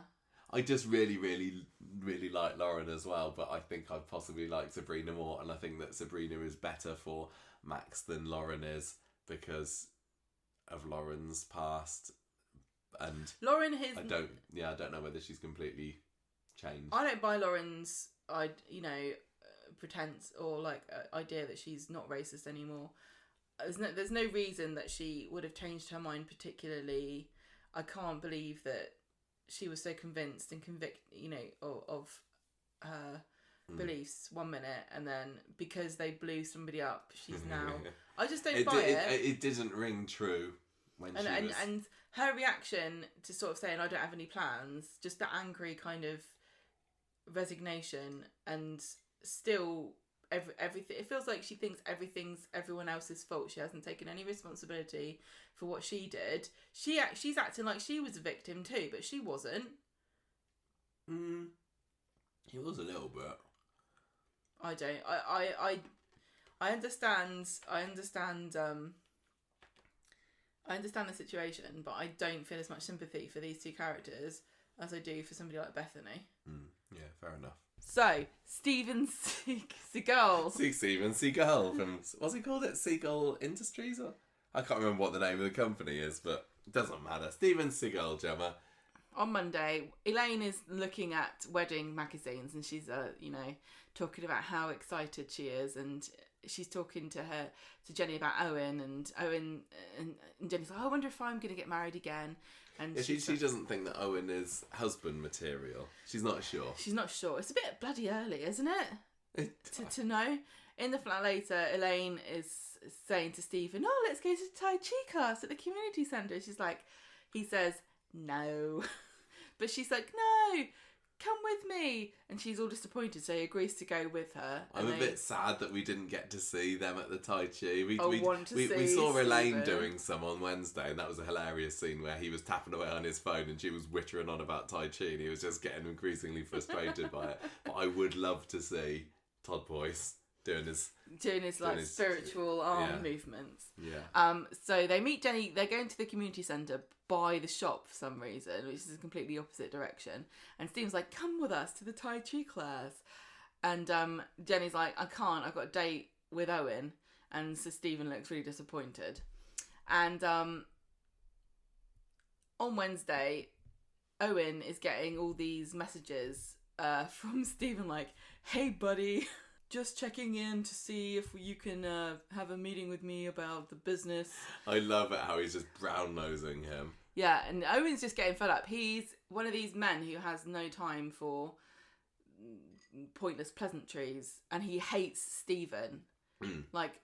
He's like, do you know what, Owen's somebody off Twitter who's been watching Stephen in Coronation Street and hates the serial killer storyline, but they just made him into a character. He's like, I hate your character, you're ruining the show, I want you to get caught, I'm sick and tired of watching you bump people off. So he's that manifestation. So I hope everybody who just dislikes Stephen's storyline feels that you're well represented by Owen. With Owen, yeah. So he goes off to work. Stephen does later after he has a go at Elaine for Tai Chiing around him. And he's still leaving Owen voice messages, and he tells Owen he feels really hopeless about this because he's desperate to save his job and he knows that he's on the chopping block.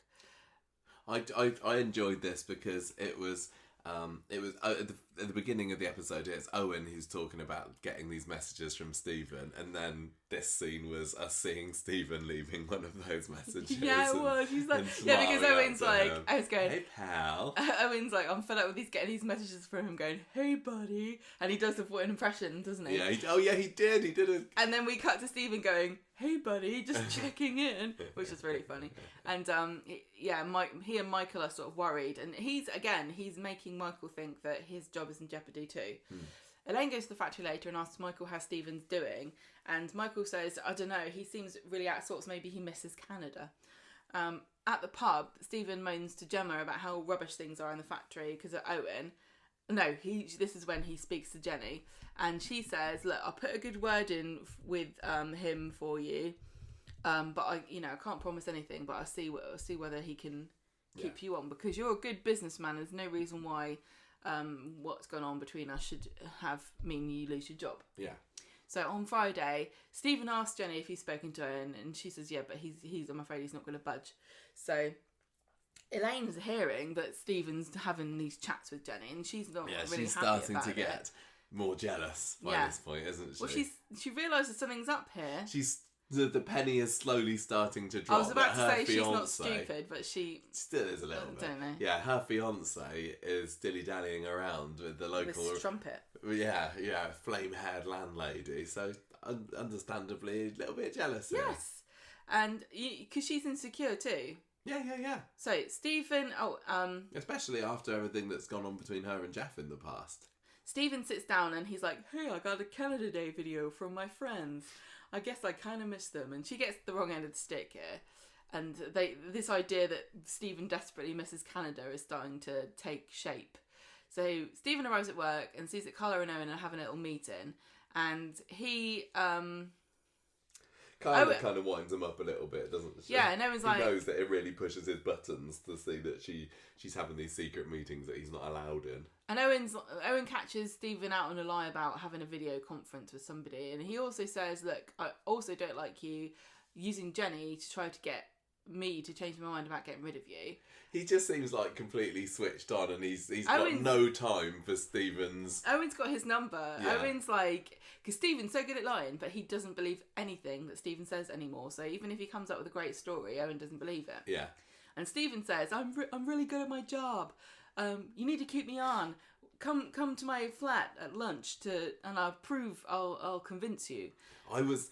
just in a little bit in the back of my head thinking, is he going to bump off Owen today? Owen's gonna die. It was a great week on the whole, but if it had ended with the murder, cherry on top. Well, although what actually happened at the flat was also quite fun anyway. Right. So, in the pub later, Sarah and Michael are talking about how great Owen is, because they've had this meeting with Owen, and Michael's been told by Stephen that Owen's going to get rid of him, so they're both nervous, but they've had this meeting with Owen, and made them feel more secure. They're all okay with what the business idea is, and they're just upset because they both really like Stephen and respect him personally and professionally, and they wish that Owen and Stephen could get on with each other. So meanwhile, Owen comes to Stephen's flat, and Stephen immediately starts his self-promotion sales pitch, and Owen's like, no, listen, I don't trust you. I've caught you out in too many lies. I want to know who these Seagull Limited people are. I think you've used this as a way to siphon money off from the business to yourself, which is just... true. Not too far away from the truth. And Stephen's getting angry and angry. There's a close-up. Shots of his fist, isn't there? It's like he's pumping his fist like he's giving blood or something. And Stephen getting angry is brilliant. And it's a shame that we didn't get another Stephen Reed meltdown, but I'm sure it's to come. Well, the hilarious thing is, as Owen and Stephen are having this very heated confrontation, round the corner we see Elaine, Audrey, Michael and Sarah all hiding. They're waiting to spring a Canada Day surprise. So funny. I loved it when they cut to them and this this is an awkward conversation that we've been listening in on. Audrey's there just sloshed. Like, I don't know what's happening. An excuse for a party, lover. And they're listening awkwardly, and then they start talking about Jenny, and Owen begins to accuse Stephen of fancying Jenny and flirting with her, and Elaine looks really awkward, and then Michael starts fiddling with this massive party popper, and I think it goes off by accident. Oh, is that what happens? And then they're forced out of hiding sheepishly with these surprise. Canada Day. I've got you some beaver's tails. And so Elaine gives Stephen some very sad looks, and then Audrey pours a glass, and she's like, "Oh, happy Canada Day, lovey." And then she sort of raises a glass, and Stephen goes to take it, and then she's like, "No, it's mine." I thought that was so good. That was a nice little moment. That's the sort of thing that it's like, did Sue Nichols make that up? Sue Nichols was fantastic in that scene. So it's all very awkward because Elaine starts asking him about Jenny, and Stephen's like, no, it's a misunderstanding. Actually, that comes later. First, before that happens, Owen's like, what is happening? Oh, sorry, my notes are in the wrong order here. Owen's saying, what is happening here? Why is there have I been invited to a surprise Canada Day party or something? And he's like, look, Stephen. This is weird. This is what I said. This kind of thing. You're weird. It's weird. I'm pulling out. This is soap opera that I've inadvertently walked into here. Says He's Owen. like, you're too shady. This is all too strange. I'm pulling out of buying the factory. I'm just gonna stick with Nipper Snapper. I've already got this. I've got this relationship with Sarah and Michael. I'm not gonna let them down. But I've got no intention of moving forward with this. It's too much hassle. And you're up to no good. I don't believe a word of anything you ever say. See you later, everybody. And Elaine's like, try a beaver tail. It's a squash donut with a topping. It's like, you're not really selling it. You were looking those up on Wikipedia. It's just a Wikipedia entry about fried dough, and it's a sub. Can you have anything on your beaver tail? I'm not an expert. I'm not gonna. There are plenty of people listening. Canadian listeners, we want to know more about beaver tails, and do they sell them at Tim Hortons? Please send us one. So this is when Elaine asks him about Jenny, and everyone's left, and they're sort of tidying up the party, and he's like, I didn't really miss Canada, I just missed my friends, but I'm not homesick, I'm just upset about the business. And Elaine's like, but do you fancy Jenny? And he says, no, I don't. She doesn't seem convinced. No. And then we see Stephen and Carla in the pub, and she's mad because Stephen's kind of won here because he's got rid of Owen and his job is safe, but Carla's still got this problem. She wants to dump the factory. She doesn't want to work there anymore. And she thinks that she's like, I don't know how you've done it, but you've ruined this deal. I'm suspicious of you. I want you to explain who the Seagull Limited is. I want a meeting with one of them tomorrow. Sort it out. I don't care. And it's like, no, you can't just demand a meeting with somebody with a different company. And like, if it doesn't happen, it's proof. Yeah, but again, I'm glad the next day, for pacing issues. I'm glad that she has demanded it for Monday, because I'm really quite curious to find out how he's going to get out of it, and I worry it's going to be kind of hastily written off as, oh, they couldn't make it or something like that. But I really would love there to be something where he's like trying to persuade somebody to pretend to be from Seagull, or maybe he just puts on a false moustache himself and says, hey, I'm from Seagull Limited. Hi, it's me, I'm from Seagull Limited. My name's Stephanie. I don't know. I think it's fun, and I don't believe he's going to be caught out anytime soon. He's not going to get caught out by this. This is just a little blip in the road. I just love seeing him getting frustrated and worried and having to think on his feet to explain his way out of the bonkers situations that he's in. I like seeing him getting angry. This is going to be a lot of fun. I loved everything with this story this week. Here's something we haven't discussed yet, but we have brushed on briefly. How many victims do you think Stephen will have by the time he leaves the show? I think one more. I think 3 more. Really? Yeah. 6. I think he's going to do 6. Have you got sort of some names up there? I think he's going to kill Elaine. I kind of want him to. I think he's going to kill Owen. And I don't know why, but I think he's going to... Michael? No, I think Gabrielle, because she was in it the other. When was she in it? And she was just months and months ago. But she was just there by a brick wall talking to him. If Gabrielle doesn't come back at all, it's going to be odd. So maybe bringing her back, because she knows things that he doesn't want to get out. Yeah. So I think it's not beyond the realms of possibility that she comes back and he bumps her off. Yeah, those might. At least, 3 more. I think, no, maximum 3 more. I mean, Owen may well have just had a lucky escape. Yeah, I don't... He did say that he was still going to be involved in Nipper Snapper, didn't he, I think?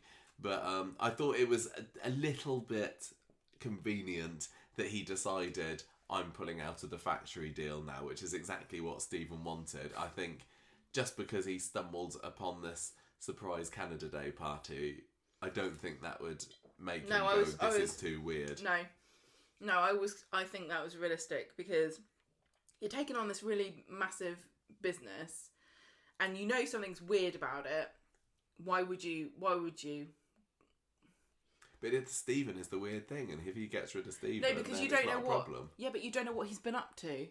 You can't trust anything that's going on in that place, because who knows if the books are true. If you've been presented with all this, this is our income, this is our outcome. Also, what kind of idiot is going to buy the factory, which is constant? It's like the Titanic.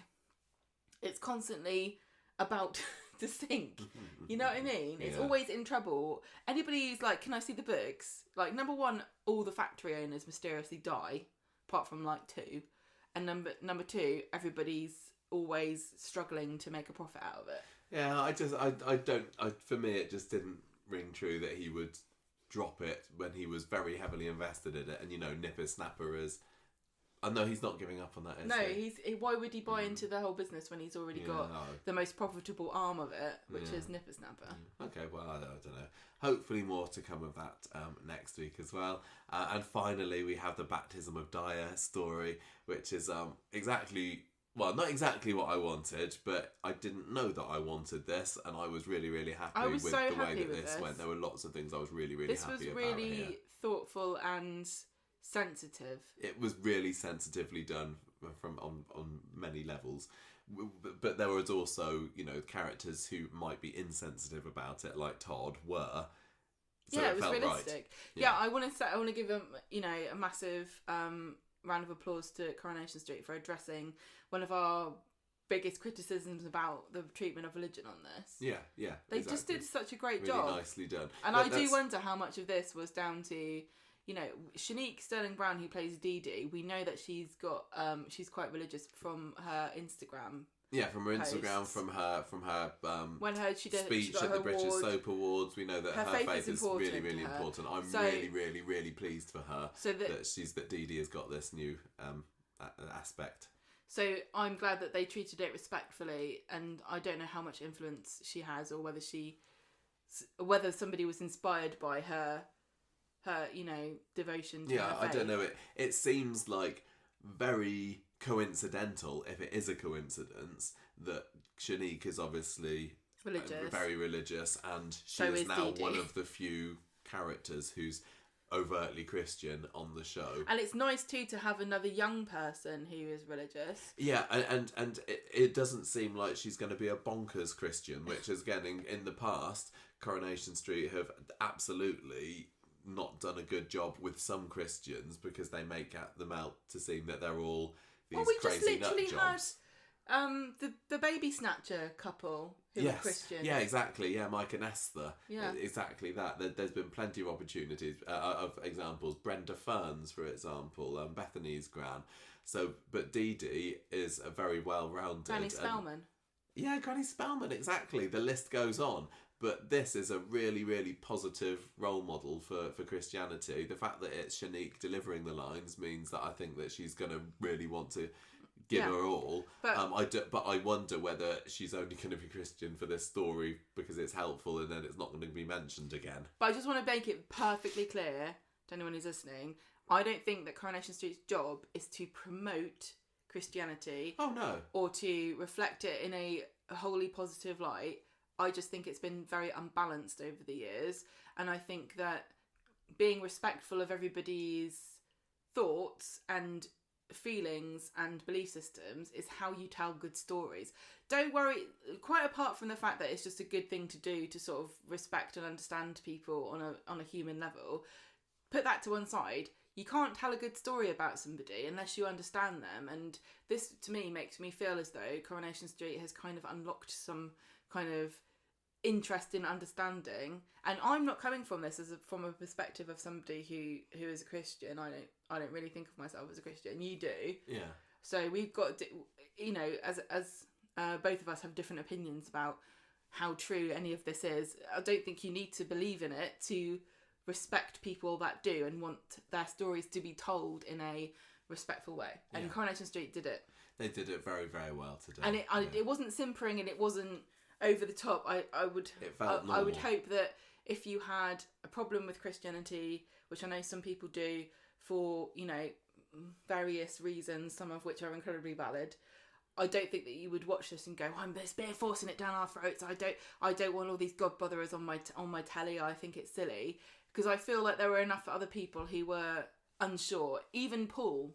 Yeah, well, that was the whole crux of the matter. So wasn't I love Paul's, this. This was great. Not knowing about. So what basically happened? Paul starts Monday, spilling his nutty clusters, getting frustrated with his situation, and when then Bernie comes round, Billy says. She says, me and Paul are going to... They decide to go to a gay art exhibition, don't they? As an exciting, fun way to spend the day.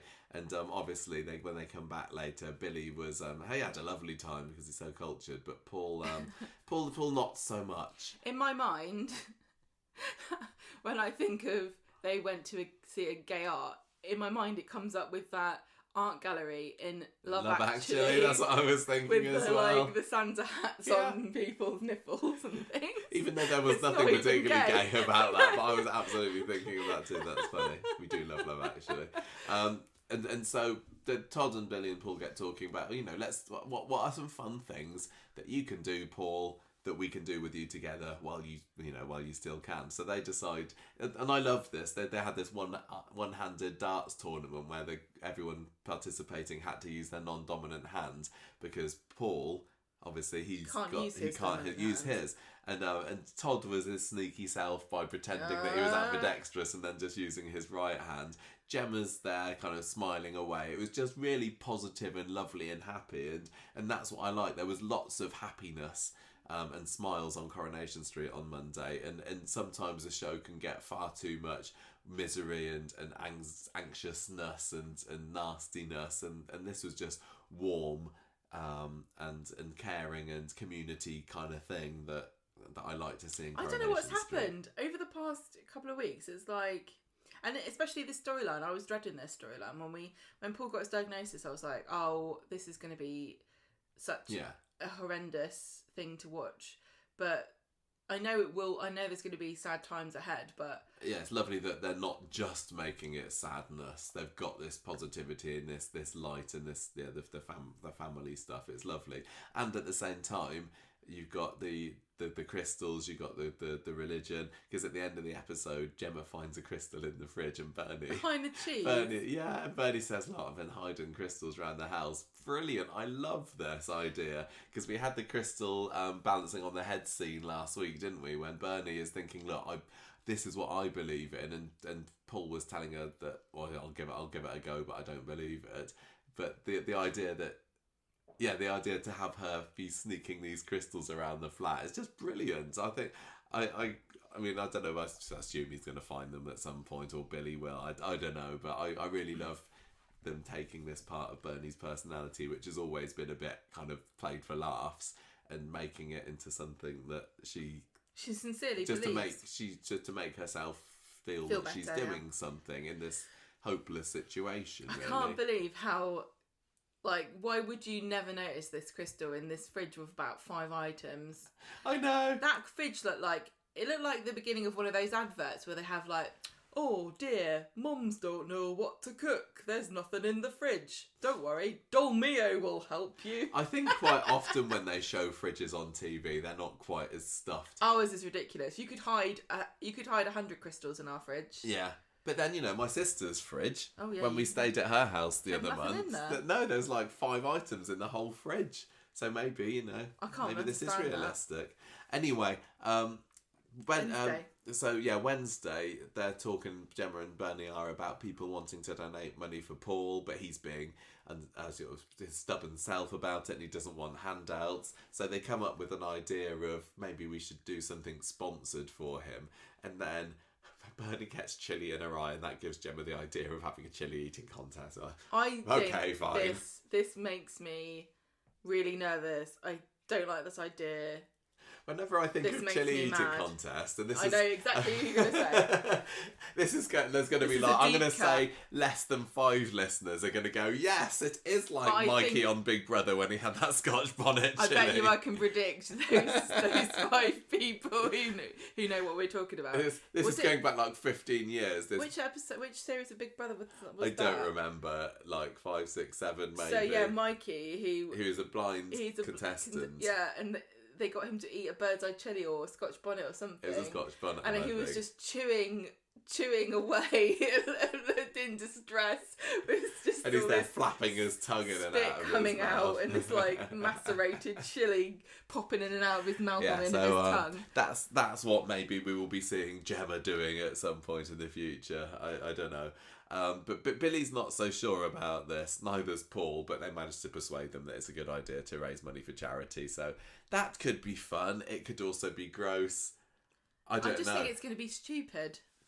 I wonder which characters they're actually going to have doing it. They definitely said Shona. Oh, see, if it's Shona doing it, then I trust that it could actually be quite funny. I think that Jules would do a good job at that. I'm sure she will do a good job. I just want Gemma to stay away from it, but I don't remember who it is. I think they need to get Sabrina doing it because she's a competitive eater, isn't she? Maybe she's maybe she's good at down in the old chilies as well. Anyway, so that idea is kind of put to one side a little bit because then the story of baptism comes up. Billy's talking to Paul later about, oh, you're great. God's going to welcome you into heaven with open arms when you pop your clogs. I'm sure he says it a little bit more sensitively than that. And Paul reveals the shocker that he was never christened. Can you believe that? Billy's like, what? His face falls, doesn't he? I found it maybe a little unusual that topic hasn't come up before, because I know that they've only been back together again relatively recently, but they've known each other for a few years. To come up with it. I think you would if you're an archdeacon. Would you just make the assumption that... I know that in this country lots of people are christened, whether you're from a religious background or not, and it's one of these dumb things. But it's certainly not done as much now as it was in the past. In this country, especially when we were younger, you would be sure that almost every person would be in church 3 times in their life. One to get christened, 1 to get married, and 1 when they're dead for their funeral.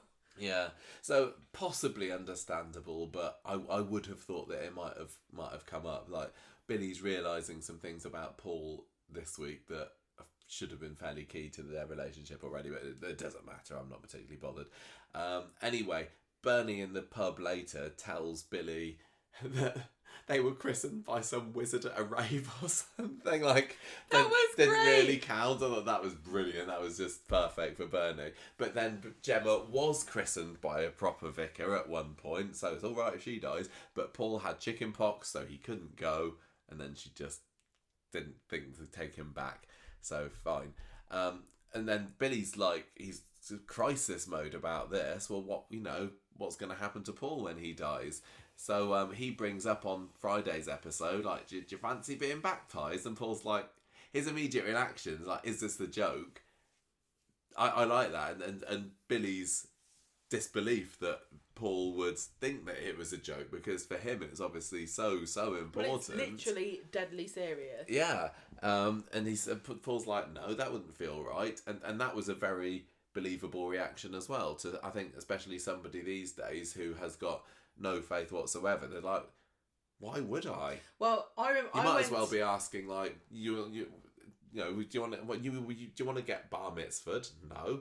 Or I don't know. Why would I? Yeah. What were you going to say? I was just going to say, when I was at school, I went to a Christian youth group for quite a long time, and we were supposed to get baptised, and I chickened out at the last minute, because even though I was quite, I don't know, I definitely believed in most of the stuff that was going on there, but I just thought I'm not 100%, so I shouldn't do it. So even at that stage of my life, I wasn't prepared to commit to myself to something I wasn't going to take 100% seriously. So I completely understand Paul's like, no way, because it would be a farce. Yeah, he puts his foot down about this and then probably topples over. Later on, Todd's with Paul and notices that he's looking a bit down in the cafe, and they talk about this whole thing and Todd's spotting Billy's and there. Paul. Billy and Paul. I've written Todd. No. It's Todd Billy and Todd. Yes. Billy and Todd. I've written Todd and Todd in my notes, which here. has led us down a confusing path. Billy and Todd are talking about it, and Todd kind of takes it as a bit of a joke as well, and he's like, "Oh, can't you just splash a bit of holy water on him while he's asleep or something?" And this kind of upsets Billy because Todd, who he thinks he can confide in, and he definitely has got some kind of connection with him, and he's known him a lot longer than he's known Paul. He's kind of making fun of it as well, so understandably Billy goes off it. Well, he's upset. He's also thinking, my boyfriend's going to purgatory. Yeah. And you think it's funny. Or wherever. I don't know what Billy thinks is going to happen. I don't really know what the teaching is in church about. The thing is, I mean, I would think that Billy might think, well, you can get baptised all you like, but if you don't believe in Jesus, then probably not going to let you in anyway. I don't know. I don't know whether Isn't the only thing you have to do is love God? Yeah. And if you don't even feel that way about it, then you won't get in. Well, that's what I would think. But maybe, Billy's thinking that Paul's going to at least be let into the waiting area, and that's better than the alternative. And they'll be like, "You're just going to sit there for a minute. Sit here on a cloud outside the pearly gates, and Peter's not letting you in." We're not saying no, but we're not saying yes. Yeah. Anyway, then this is the Dee-Dee scene later. Paul and Dee-Dee in the cafe. So Dee-Dee's mega Christian. Not mega Christian. She's normally Christian. She's not overtly, I'm in your face. But and Michael, I'm gonna rub it. Just in today's culture, especially in this country. Oh, I know. To even go to church is to be mega Christian. Yeah, I suppose so. But what I found interesting here was that they brought up that your family aren't religious. But we thought the Baileys were religious. The Baileys have. Where did we get that idea from? 95% certain, and I don't know where it came from, that in their early days there was something about Aggie wanting to go to church. Maybe it was a Christmas thing, but was it something to do with Ed being homophobic? I don't know what it is. I really, really don't know. But I am thought that it was pretty convinced that there's been some heavy hinting that the Baileys are a Christian family, because we've referenced it since on the podcast, haven't we? I thought we did fairly recently, but it doesn't matter. They've changed it. It doesn't matter. Dee-Dee's the only one. Dee-Dee apparently found her faith when she was in LA, and she was kind of feeling lonely. What a godless place to find Jesus. Yeah, I know. And she got invited along to a Christian group and everything, and she found that it fitted for her. And they just talk about it. She said, I went for community, but I developed my beliefs and my faith, and I feel a connection to God, and it gives me strength. Yeah, and Paul's like, that doesn't sound so brilliant. bad, actually. I think, he says that I'm a bit jealous, to be honest. I think almost everybody who isn't religious can feel a bit of envy to those who have comfort from believing in a higher power and an afterlife, because it just sounds really nice. Yeah. And Paul says, look, I believe in something, but I don't know what. And then they get on to talking about baptisms, and it doesn't just mean going to the church and being dunked or whatever. You can have it however you want. I had a friend who had a Little Mermaid themed baptism once, says Dee-Dee. And Paul's like, tell me more. Yeah, Paul's like, do they do them in unicorn onesies? Because I'm starting to get more interested here. The way that Dee-Dee was talking about baptisms made it sound like it was a combination birthday / marriage to yourself. Yeah, I know. Like a celebration of being me. So I'm convinced now that Corrie's going to do this for Paul. I really think that Paul will end up being baptised. It's going to turn into a celebration of life. Yeah, and in the same way that Gemma's wedding was very, very Gemma, I think we might have a very, very Paul baptism. Whatever that looks like, because he was talking to really Dee-Dee later and saying, if I were baptised, I'd get done in a rave. And I don't see Paul as a raver. I know they've talked about it a few times. Obviously, Bernie was in the 90s, but I don't think that side of his personality has been developed enough. The same thing with, like, sometimes he is wearing his unicorn onesie and I'm like, that's not really you, is it? I don't feel like they've shown enough of what Paul actually is. I know what his personality is. Yeah, I know what his personality is. I don't know what he likes and what he doesn't like and who is he. Yeah, they'll just throw in a few things every now and then. But anyway, he's as the episode goes on, he starts to warm up to the idea a little bit, and he talks to Todd about it later as well. And Todd says, look, one thing that I've learned working at Shuttleworths is that these celebrations are often for the family, like the funerals, not for the dead person, obviously, they're for the family so that they can come together and grieve, and also and often to put their mind and put it down a different track. Yeah, exactly. So I think maybe this could be something for Billy, and we'd really, really like it if you could do this. So this is kind of Coronation Street, I think, backing out of doing a gay wedding. Why? Because we've had them go. They've gone on their honeymoon already, even though it wasn't their honeymoon. Wasn't their honeymoon. There was a wedding where Paul and Gemma got to dance together, and Bernie got to watch them. And now we're having a baptism, which feels like it literally just said it feels like a wedding to yourself. Maybe they can do a baptism/wedding combo. They could do, but if they don't, I feel like this feels to me like a substitute that is acceptable to me. Because I do want something for Paul and Billy, and this is kind of like it's kind of like almost marrying, but not, because Paul's accepting something about Billy. Yeah, committing himself to something that it's important to Billy, and giving him comfort. Because the unspoken thing here is that Billy believes in an afterlife, and he's not sure what will happen to Paul if he's not been baptised. I'm just not convinced that Billy would believe that. A tokenistic, I'm going to go through the motions, but I don't actually believe it. Whether that would make much of a difference. I don't know how literal Billy takes the Bible, given the things that he does, like living in #sin, because he's living over brush. You're not supposed to do that if you're I don't know whether. I mean, I think he believes that God doesn't hate gay people, but some people would say that the Bible says that. Doesn't Paul this week himself call himself a big Christian heathen or something? No, a big gay heathen or something. Yeah, that's himself true. As, doesn't he? So I think that I think that Billy. I think many Christians do this, where you interpret things based on your own culture that you come from, and it doesn't necessarily fit 100% in with what the Bible says, but you believe that the Bible is a flawed product of its time. Many Christians think this, and I think if you believe in an all loving God like Billy does, you would think that he would understand. It feels to me like I would, if I was in Billy's shoes, I would say the church was an oppressive regime at the time, and they used this idea that if you weren't a part of the church, that you would go to hell as some kind of control method, and it's not really true. I don't believe that a God that created people and loved everybody the way that the Bible says would ever exclude somebody on the basis of these rules. But then he does believe in the arbitrary rule of not being baptised, doesn't let you in. So I don't really know. I don't know, but I'm glad that they're giving it some time on screen. One thing that people are really good at is picking up on hypocrisy in other people's belief systems without ever examining their own. So I'm not going to go down that route. Yeah. I really enjoyed this week, Michael. Really, really good week.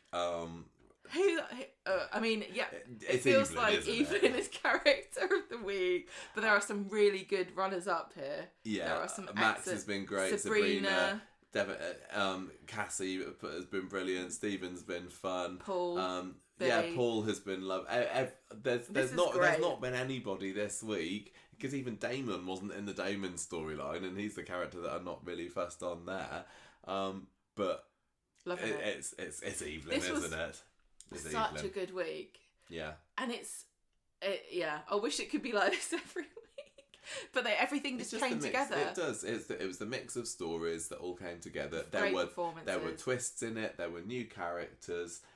There was like I said earlier, I enjoyed the happiness and smiles of the week, and it wasn't everybody just clutching their pearls or being anxious or whatever. There was the awkwardness of the Canada Day scene. Owen's cockiness was fun. Stephen's rising anger again. Shona, lovely in the few scenes that she was in. Just really, really brilliant stuff. I'm not giving it a 5 or anything because I'd never give a 5, but I am confidently giving this 4.5 big gay heathens out of 5. And I'm very, very pleased to say that about this week. I'm really glad to see that Coronation Street gave a shout out to Canada Day because of Stephen. I think this is going to be the last year this is going to be relevant on Coronation Street, so I'm glad they got it in there. And I also think it's really nice that it was the same week that the Canadian fan club. Oh yeah, they did. We saw that on Twitter earlier today, didn't they? So Mark Llewellyn's been showing them around around Manchester, and they got to go on the street for their 32nd annual visit. Keep muting and I wonder if we've got anybody who listens to the show who's been on this trip, because we haven't heard anybody. No, nobody said. I mean, I've been to Coronation Street this week, but they all look like they had a good time. We need to give him a few of our leaflets to hand out. To yeah, try and get right. Some of them in. Anyway, you haven't said what you're scoring at this week. You gave it 4. I gave it 4.5. Thank you. Okay, I'm just checking because I was good. I think it's like a 4.25. What should I give it? Sorry, I don't know. 4.5. Yes. I did 4.5 crystals in the fridge. Half a crystal. What's that? Shard. Yeah. Speaking of crystals, I have appreciated the respite from the Ryan story. Which is weird because that was their major story. That was a big story, and I loved all of that stuff with the acid attacking and Justin, but I have not been shy about saying that some of the follow up hasn't really pushed the right buttons. But for they me, so it haven't was done nice to not have it this week. Justin sentencing. Still, we've got to wait for that, and then we've also got Griff sentencing. Justin Rutherford. Is it sentencing? 1981. I don't know. Maybe. Do you think that we're going to get a court scene where they all go at the same time? Could be handy. Get it all out in one. Yeah, get it all done at once. Maybe Justin and Griff will have a fight to the death or something. Don't know. Baddie, the biggest baddie of Corrie. Yeah, exactly. Right. So who's the wrong and what do you guys think? Who's going to be the daddy? What did you think of Cassandra? What do you think about the way that they're portraying Billy and Paul and tell us what you reckon. I think it was a good week.